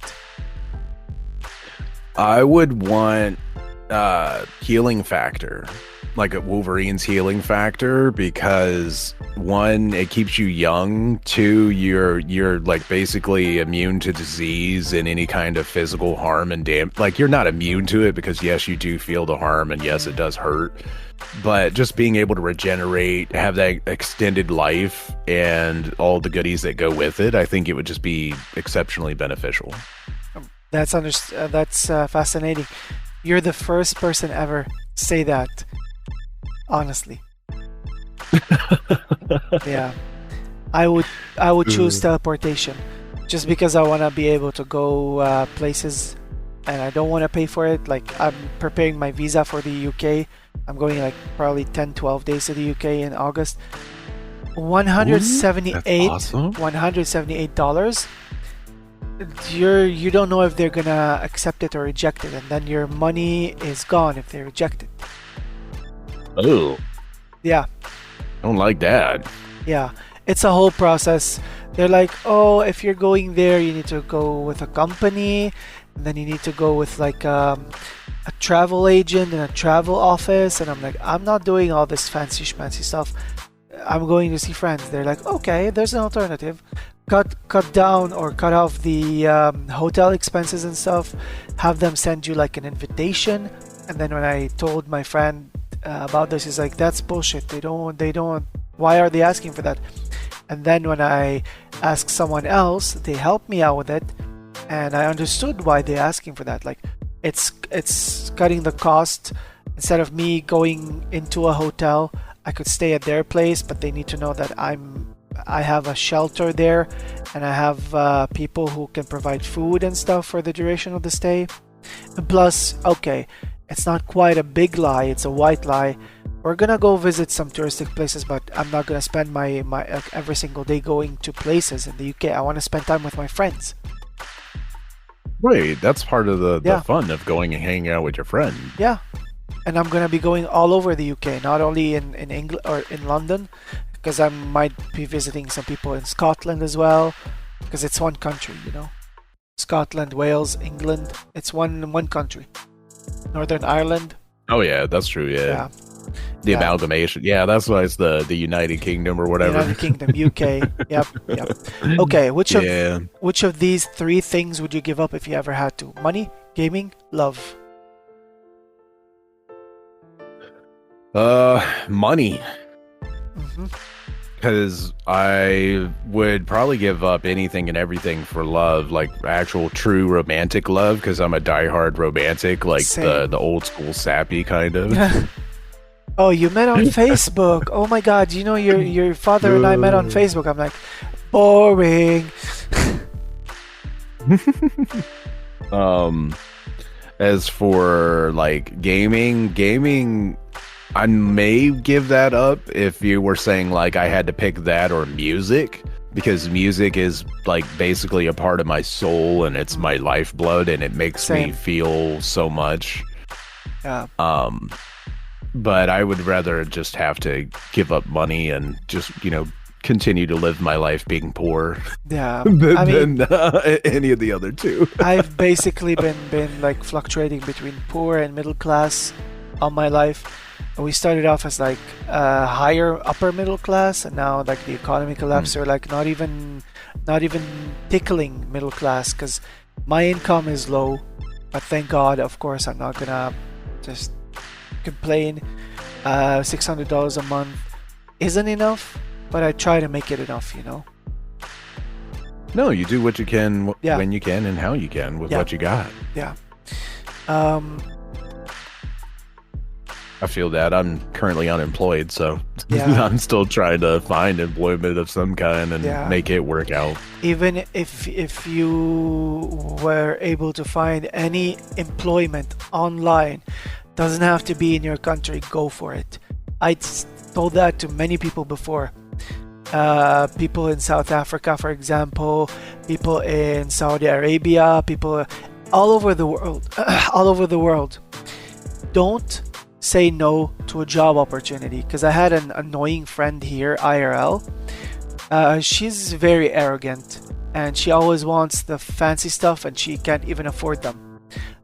She was very arrogant at some point, saying like, oh, I have a job and then I quit it because they weren't raising my money. I'm like, you just started that job there. She's like, yeah, well, I didn't get a raise. I'm like, you just started that job 2 weeks ago. You're expecting a raise?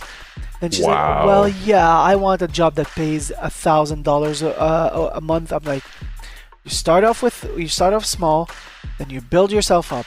And then she started like, every time I wanted to go out, which is one of the reasons I stopped going out, she started like poaching money from us and making us. She made me come off as the bad guy and stuff, like poaching money. And then my friend scolded me for not helping her, but then I told him like what happened and stuff. We even saw like there's a lot of controversy that happened. I don't want to open wounds that are 10 years old, basically, or more. Oh, I got you. Yeah. Okay. What's your biggest irrational fear? Probably thalassophobia. Oh wow, you're Like the water. Beach. yeah, the fear of deep dark water. Yeah. And what might be in it. I'm a fire sign. I'm a Leo, and I love water. I love swimming. I'm a selenophile, by the way. Selenophile, whatever it's called. Like I love the moon. I love watching the moon. Oh, I love the night. Nyctophile or something. Hey, just- Nyctophile, something like that. that's pretty awesome though. Yeah. To be fair. Yeah. But My phobia is kind of stupid. What I really scared of is not clowns. I love clowns and I like porcelain dolls.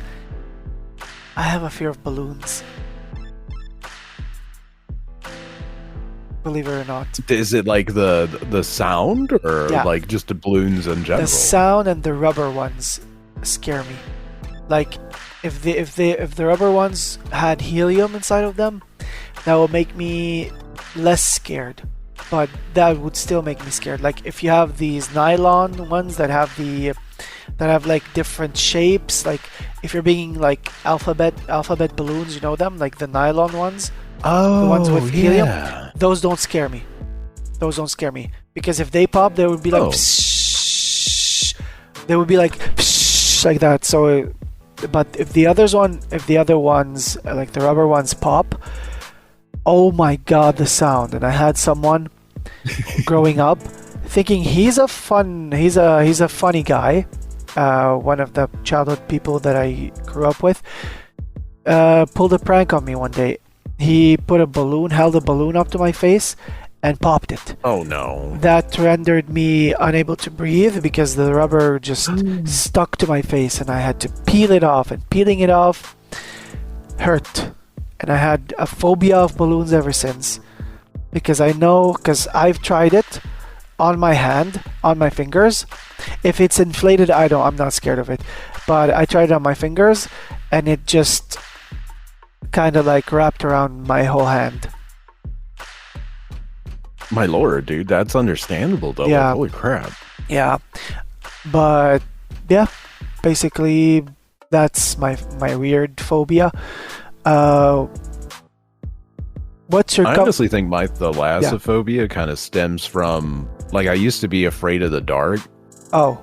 But it wasn't really the dark that I was afraid of. It's more of the unknown. And like over the years, I've slowly conquered each part of the making myself okay with unknown and the different things that may happen throughout life and whatever. Yeah.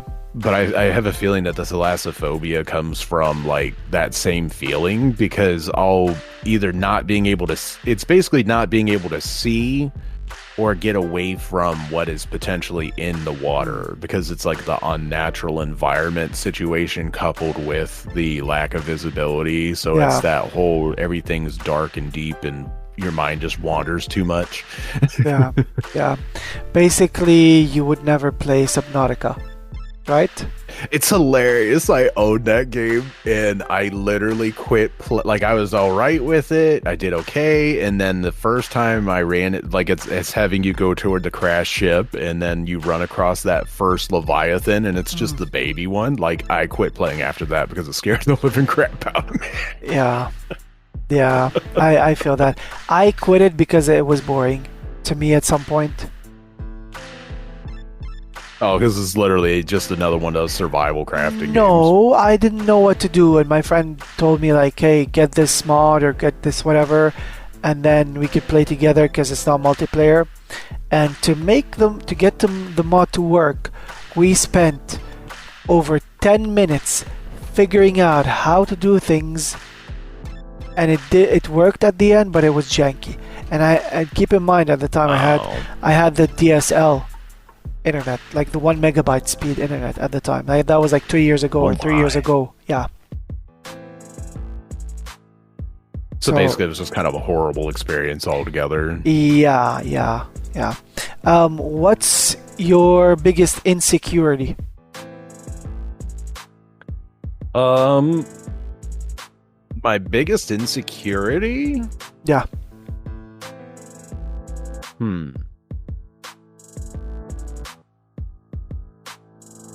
I would probably say not being good enough. Whether that's in terms of like being a good enough partner, being a good enough father, being good enough at my job, being a good enough streamer. Just like I always constantly have this self-doubting presence. Yeah. And I've got to kind of work through that and convince myself that it's okay. Like, for example, one of the reasons that I started off doing the VTuber thing was because I just wasn't confident in myself and my visual appearance, and people even being entertained to stream, to watch me stream or whatever. And just like part of the reason I'd never actually applied my trade and my craft with talking or like potentially doing a voice acting job or even like a radio job, even though for years I've done over the phone customer service, and people have told me, like, you've got a game show voice, you've got a radio host voice, you've got like, you should do voice acting, or you should be in Hollywood, and da da da da da. And I just kind of like shrugged it off. But I think a lot of that stems from my childhood. And you know how like when you're growing up, they're always like, what do you want to do? What's your dream? What do you want to do? Like, my first initial dream when I was little was I wanted to be a blacksmith. Like, I wanted to craft and warp and work metal and make swords and armor and tinker with things. And, you know, basically I was completely discouraged from that, told it was a dead craft. You could never do that. You would never succeed in that. You'll never make money, blah, blah, blah, blah, blah. So then I'm like, all right, well, then I want to be, like, I was really big into wrestling when I was a kid. So I was like, all right, I want to be a wrestling announcer and do like the commentary, like the guys at like Jim Ross or Tony Schiavone. Tony Schiavone was my big, the guy I looked up to back when I was little. Yeah. But then I was completely discouraged from that. They're like, oh, you can't do that. That's just silly, blah, blah, blah. You couldn't make a living doing that. And I'm just like, well, how about I could be, you know, a sports announcer, like one of the guys at a football stadium, and be that kind of announcer, and this, that, and the other thing. And like, I was just constantly discouraged from anything I ever tried to do in my life or ever wanted to do in my life. And that even persisted up to the point of me going to college. Like, ooh, sorry about that. Apologies. Even going into college, I wanted, like in high school, I decided I wanted to make video games. I was like, all right, I'm going to go to college. I'm going to learn how to make video games. I know some programming. I know C# and all this other stuff. I'll go learn how to do 3D modeling, and I'll put the two together. And me and my brother will make video games together. We'll be a brother studio and do our own thing and all that. And like, even when I went to do that, like, it was still like my parents were still kind of like discouraging in that matter. They're like, oh, video games, that's not a real job. You can't make real money. Like, you might as well just go and be an architect or be what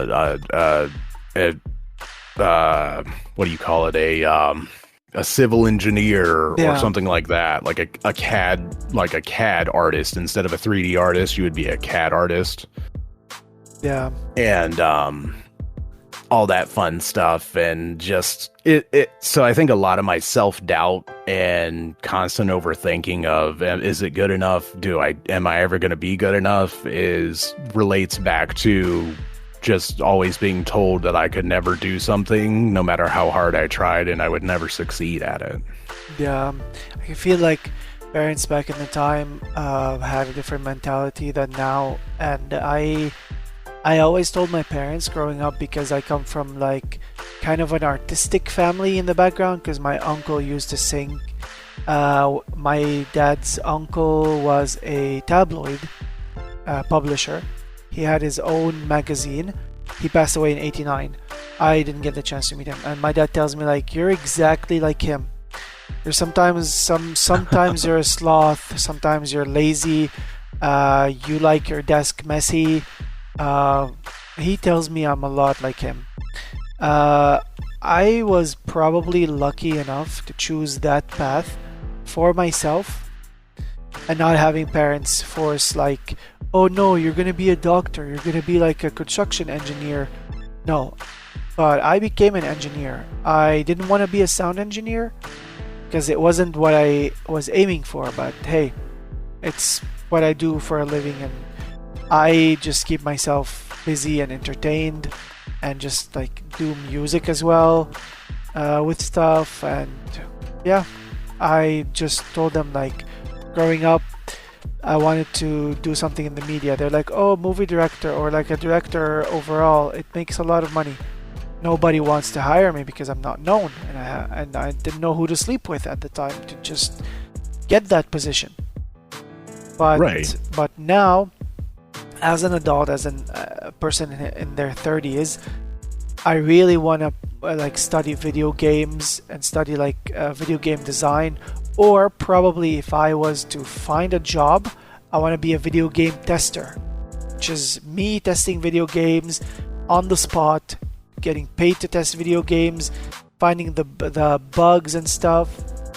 And down the line, I want to like have my own little platform where I'm just gathering games, abandonware stuff, and like just getting some rights so I could sell them online. Like for example, like the Simpson Hit and Run.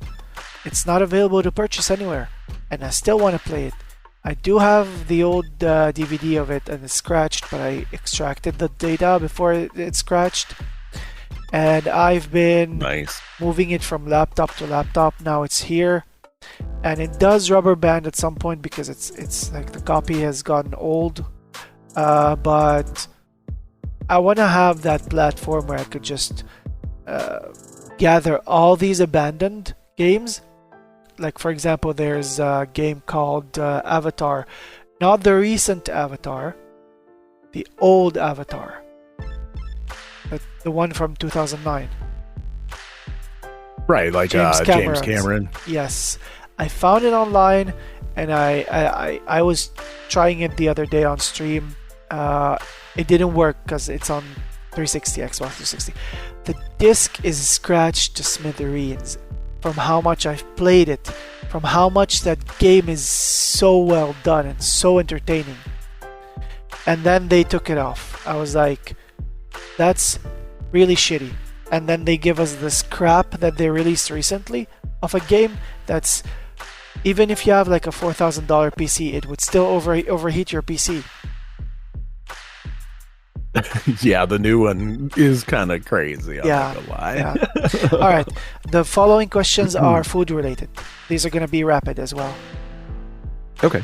What is your favorite drink of choice? Dr. Pepper. Weirdest food you've ever had? Weirdest food I've ever had. I would say shredded cheese on top of vanilla ice cream. Nice. Mine would be ketchup on rice. I have a texture thing with rice. I can't eat it. Like it'll literally trigger my gag reflex, and it just makes me puke every time. Try it with ketchup on it, and mix them together so well. You're gonna love that texture. Trust me. And if you don't love I'll have it, to try that, yeah. just time me out next time on your stream if you didn't like it. What's your favorite comfort food of all time? Ooh, favorite comfort food.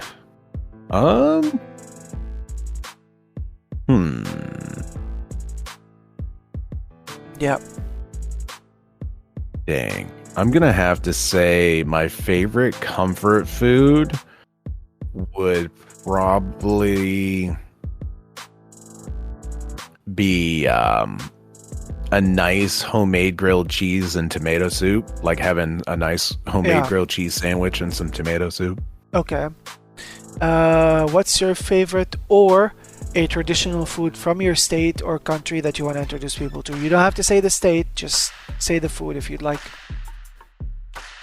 Oh, I don't really know what traditional stuff's in the state I live in now anyway. Anything from your country then? I would say probably biscuits and gravy, because apparently a lot of people outside of the US don't know about biscuits and gravy. I've heard of them.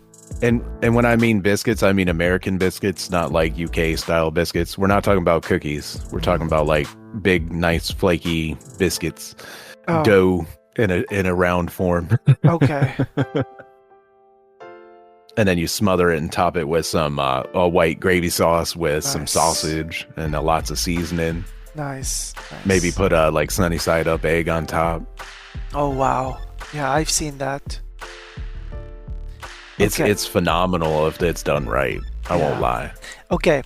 For this part of the podcast, I would require you to have probably like a notepad or something next to you. Like something to write them give me down 2 because it's the mini game aspect, and we're gonna play. Have you ever played Sleep or Kill, Marry, Sleep with,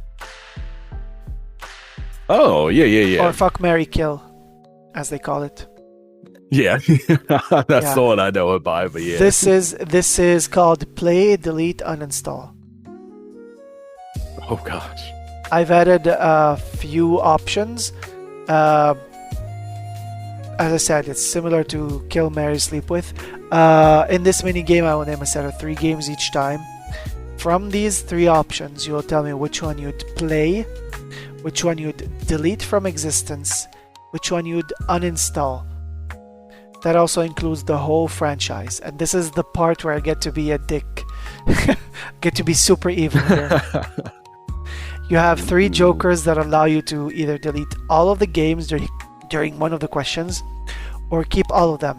You cannot, let's say, uninstall C, keep A and B, or delete A and C and keep B. You cannot do that. Either they're all gone, or they all stay, or you can skip. Okay. You have Understandable. 3 or 4 jokers. First ones are Call of Duty, Counter-Strike, Battlefield. Even though this may sound very odd, and given the previous discussion we had, I would say I would probably play Call of Duty. Uh-huh. I would delete Counter-Strike, and I would uninstall Battlefield. Okay. Apex, Fortnite, Valorant. I would play Fortnite. Mm-hmm. I would. What was the other 2? Apex and what? Apex, Fortnite, Valorant. Apex, Fortnite, Valorant. So I would play Fortnite. I would delete Apex, and I would uninstall Valorant. Okay. Pokemon, Pal World, Palia. Ooh.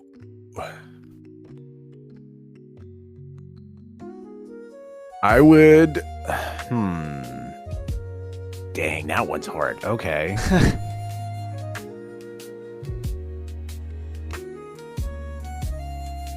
I haven't played Pal World yet, so I couldn't really give a definitive one on that, but I'm also not going to chump out on the game. So I'm going to say I would play Pokemon. I would delete Palia. Okay. And I would uninstall Pal World. I would go the same way. I would go the same direction. Okay. Next up we have PUBG, Overwatch 2, Marvel Rivals. PUBG, Overwatch 2, Marvel Rivals. and Marvel Rivals.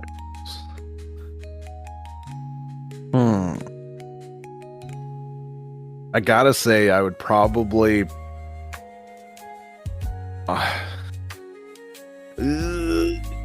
Honestly, I would probably play PUBG. I would delete Overwatch 2, and I would uninstall Marvel Rivals. Fair enough. How good are you with Souls-like games? Souls-like. I'm alright with them. I honestly quit playing them after Dark Souls 3. Okay, so go crazy on them now. Like, delete, butcher them all you want. Take your revenge. And we have Baldur's Gate, Elden Ring, Diablo. I would play Baldur's Gate. I would delete. Wait, what were the other 2? It was Diablo and Baldur's Gate, Elden Ring, Diablo. what? Elden Ring and Diablo.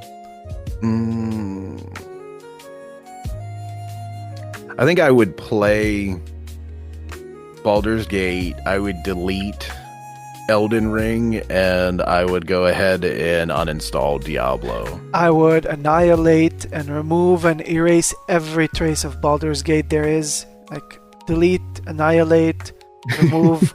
I would uninstall, probably never play, but still uninstall Elden Ring and keep playing Diablo till forever. I was obsessed with Diablo 3, I'm not gonna lie. Same. I loved it. Same. This is the game that made me love the franchise. Okay, next up we have Lies of P, the first Berserker Kazan, and Sekiro, Shadows Die Twice. You can write Lies of P, first Berserker, and Sekiro. I'll say I'll play Lies of P. Mm-hmm. I would delete Sekiro and I would uninstall first Berserker Kazan. Okay. Bloodborne, Lords of the Fallen, Black Myth Wukong.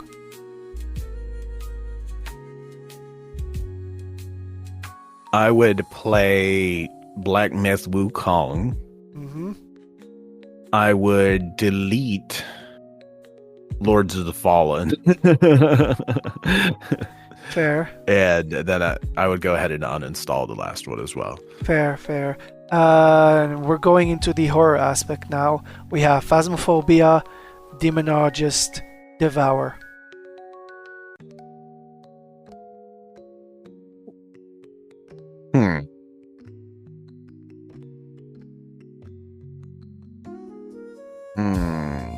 Dang. Okay.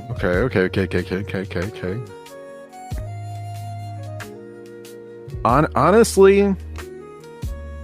out of the two I've played, which is Phasmo and Devour, I would say I'd probably play Devour. I would delete Demonologist and I would uninstall Phasmo. But they did just do a really cool update, so maybe not. Yes. But every time you say, I don't know why I remember this.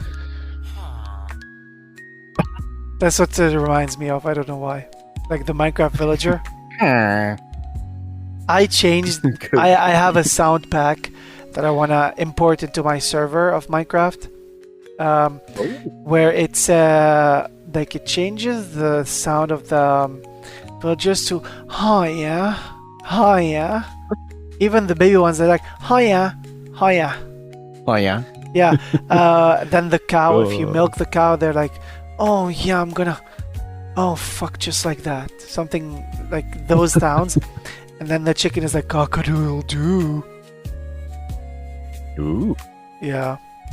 Good old ooh-woo. I just discovered that cows in different biomes are different from normal cows.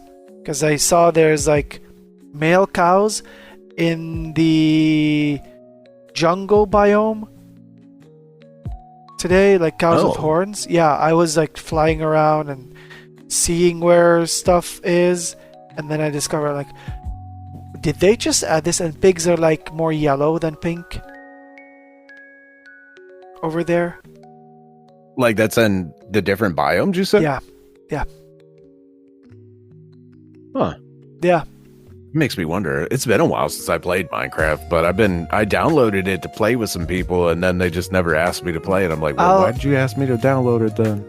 When you're done, if you want to open the launcher, tell me what your gamer tag or username. Actually, no, I think the username or the gamer tag, and I can whitelist you, and you could play in the server.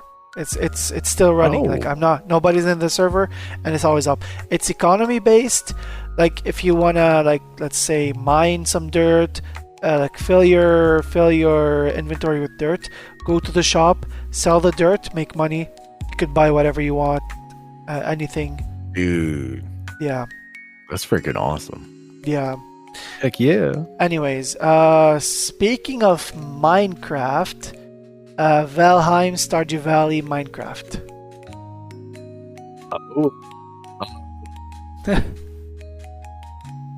Dang. You know, it may be somewhat controversial to say this, but is this like solo or with a group of people? The whole franchise. Doesn't matter if it's multiplayer or not. It wouldn't matter if I'm doing it solo or not. Yeah. Okay. I would honestly say I would want to play Valheim. Valheim, yeah. I would probably delete Stardew Valley, and I would uninstall Minecraft. Even though Fair I enough. love Stardew, so it's terrible to say that, but Fair at the enough. same time. Fair enough. Next up, we have Repo, Lethal Company, Sketchy's Contract. It's a Repo, Lethal Company, and Sketchy's Contract? Yeah. They're all kind of the same theme. All kind of the same theme, like collect horde stuff and then sell it. And the only difference is Sketchies rewards you with plushies or coins to go and get plushies when you've done a successful run. Okay. Honestly, the only one I've ever played is Repo. Okay. So I would probably say that I'd still play Repo. I would probably delete Lethal Company and then uninstall Sketchies, because Sketchies, it sounds like might be fun. It's super And fun. Lethal Company seems to have spawned like this. It's that game that spawned the generic thing to just continually populate. They were getting, you know how there's that trend game where it's like, oh, everyone wants to copy a and trend mimic genre. it. Yeah. Yeah, and I feel like that's what Lethal Company is. Not only that, but Lethal Company relies and lives solely through mods. Oh God, really? Like, okay, the game vanilla isn't playable, or it doesn't appeal to most people anymore, so they always use mods. And now Repo is taking that path, sadly. Yeah, I've noticed that too, and I don't really care for a lot of the mods for Repo. Like, Yeah.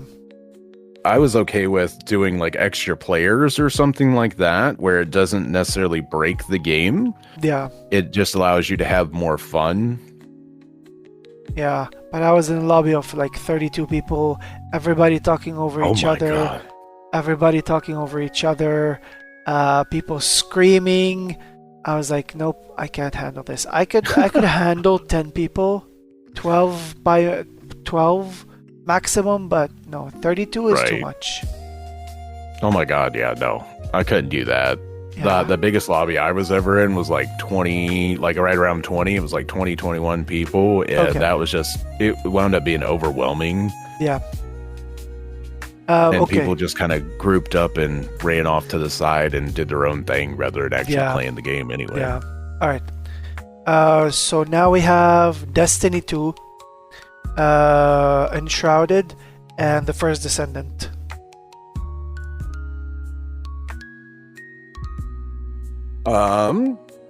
Honestly, I'll say play Enshrouded, delete Destiny 2, and uninstall The Descendant. Okay. Next up, we have Alan Wake, Resident Evil, and The Evil Within.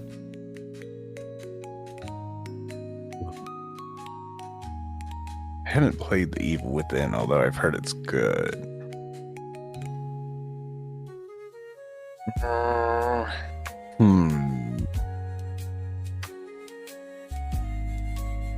I'll say play Alan Wake, delete Resident Evil, and uninstall The Evil Within. Yeah. So next up we have Dead by Daylight, Texas Chainsaw Massacre, and Killer Clowns from Outer Space, the game.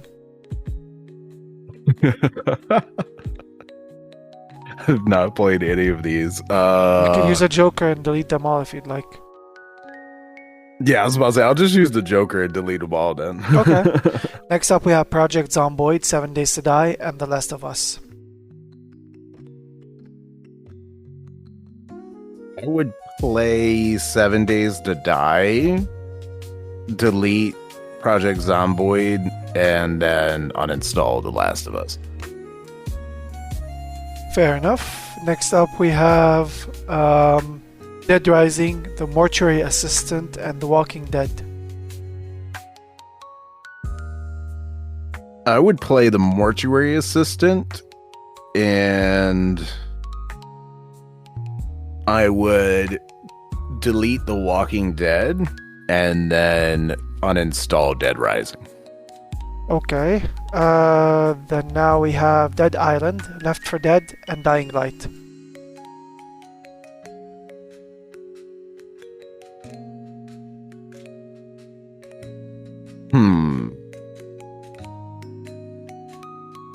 Well, before they ruined the franchise with the most recent game, I used to say Dead Island, but I love the recent I'm honest. game. I love Dead Island 2. Oh, do you?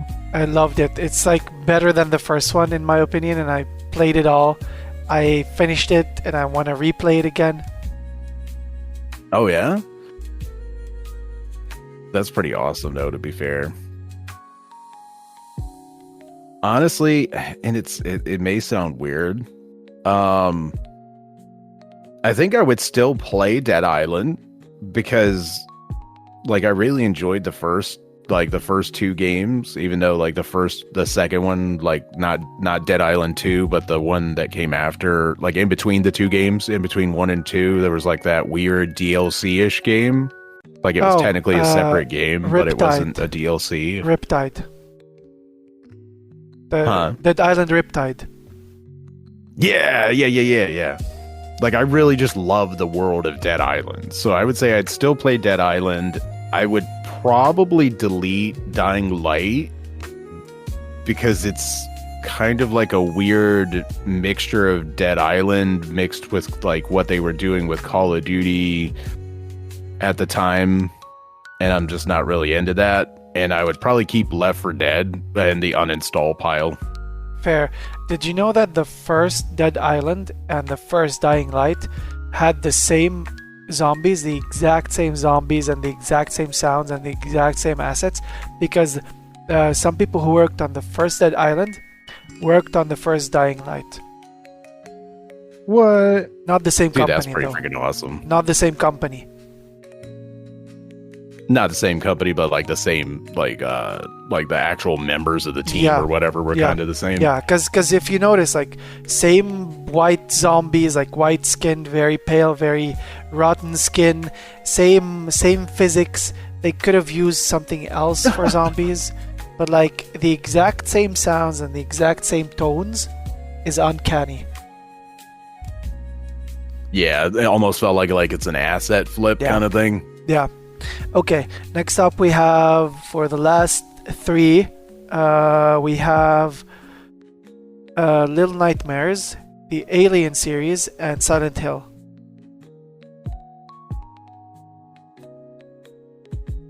Like, when you say Alien series, I assume you mean like the more modern ones that are actually scary, right? Not like the Super Nintendo ones. No, all of them.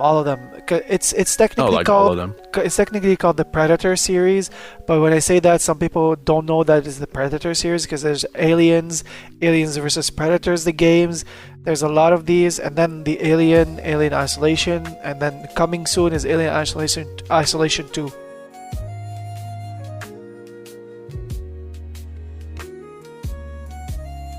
Okay.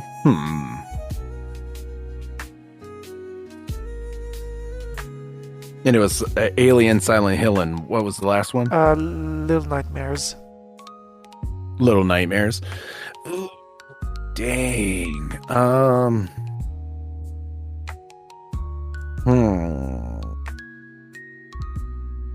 I would say I'm probably gonna play the Alien franchise. Let's play Alien. Let's uninstall Little Nightmares and let's delete Silent Hill. Even though I already deleted Resident Evil, I feel like such a bad person. Yeah, fair enough. Next up we have GTA, Just Cause, and Saints Row. Oh, man.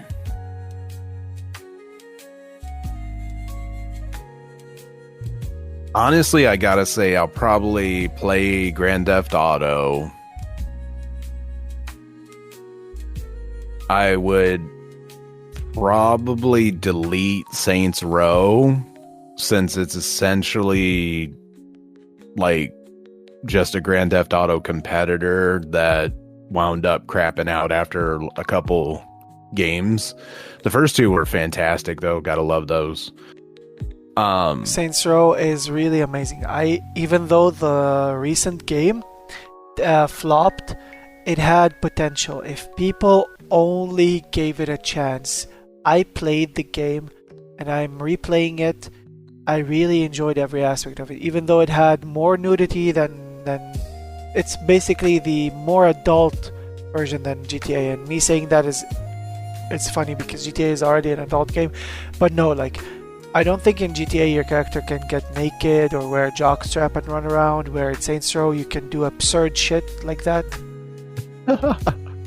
I actually love that. I didn't know you could do that in the new one. Not in the new one. You could do that. I'll be honest, I kind of forgot the second about, and the third and the fourth one as well, I think. But the second one, I played it on Xbox, and my character ran around naked. They pixelated, of course. Oh yeah, do a little blurred out. Yeah. Okay, next up we have Kingdom Hearts, Final Fantasy, and Persona. Ooh, I would probably still play Final Fantasy, even though I'd more of an old school Final Fantasy, but I do like some of the newer ones too, so it's like this mixed bag. So I would say play Final Fantasy, uninstall. Yeah, exactly. In that order. Persona and Kingdom Hearts, okay.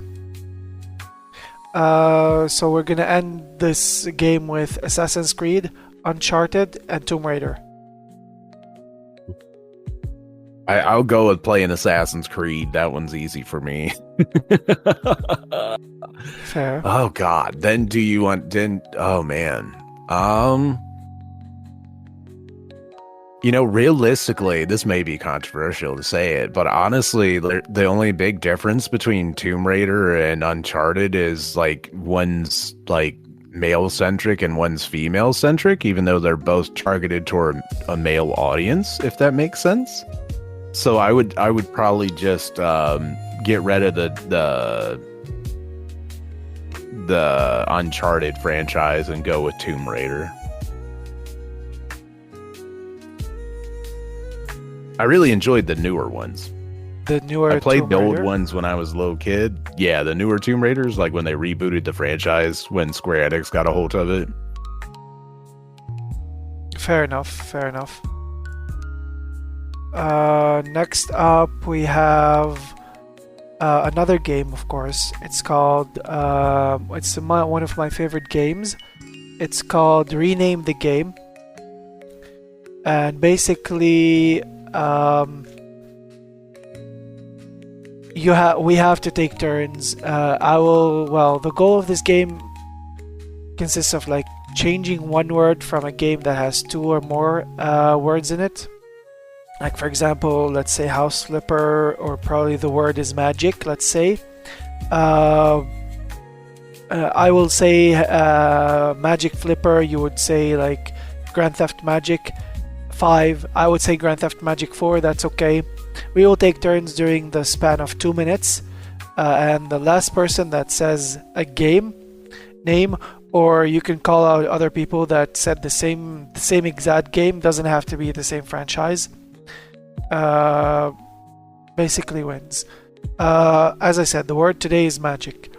So I'm gonna start the timer, and I'm gonna start off with Assassin's Magic Mirage. Your turn.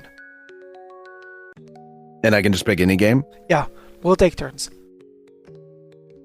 Le Putan's Creed? The who? Is that how we're doing it? Putan's Creed? No, the word is magic.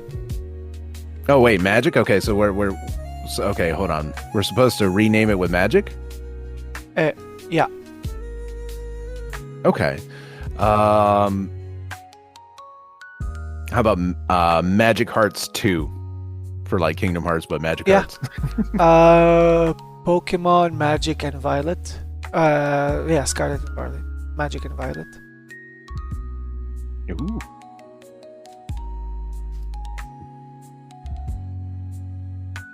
Magic Kazan, the Last Berserker. Okay. Tell me magic, which is tell me why. W.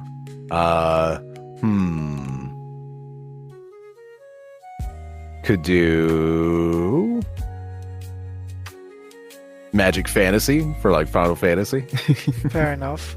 I'm thinking. Probably magic animals. Ooh. Yeah. Magic Simulator 3. Fair. Magic company. Ooh, nice. I like that one. Your turn.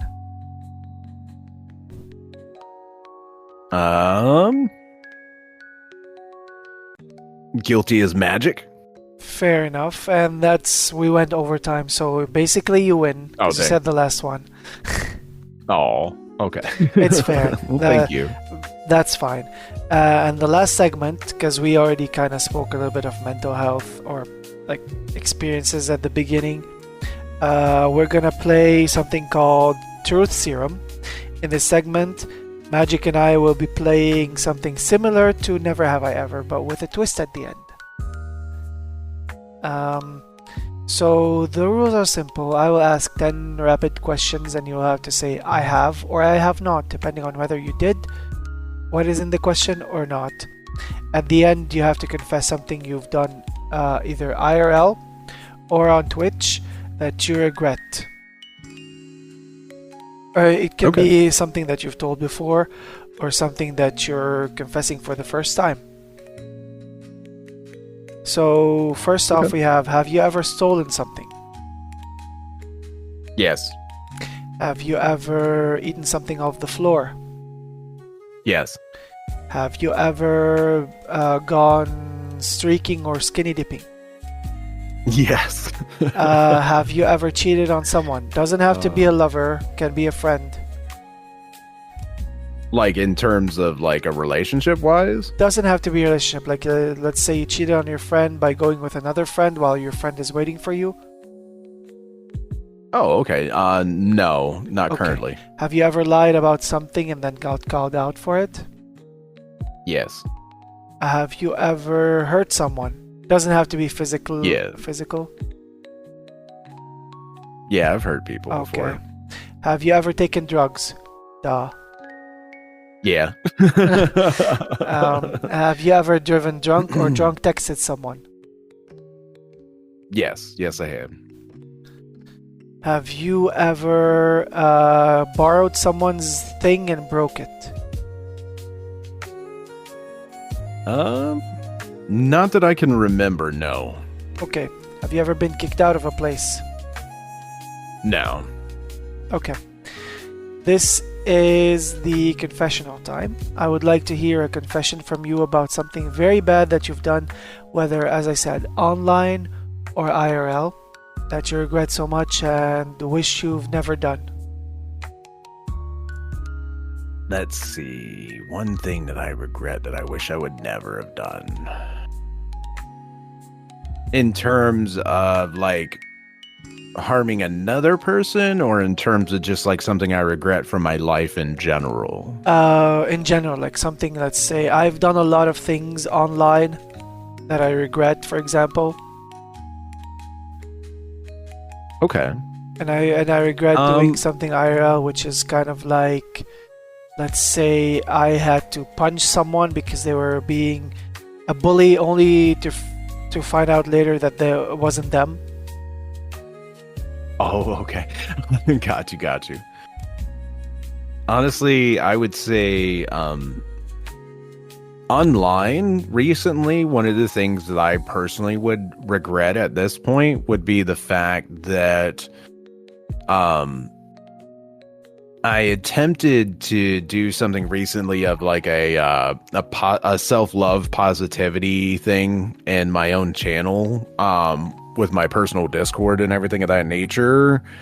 And it wound up going from this. It started off all great and everything with the right community members, and it was a fun little thing for us all to do together to help share body positivity and mental positivity and help each other like kind of overcome our self-doubts and things. But then as my community like started growing and more people came into the Discord, it got turned into a more like voyeuristic type thing, and more of people started doing stuff they shouldn't have been doing. So I shut it down and kind of regret ever opening that door in the first place.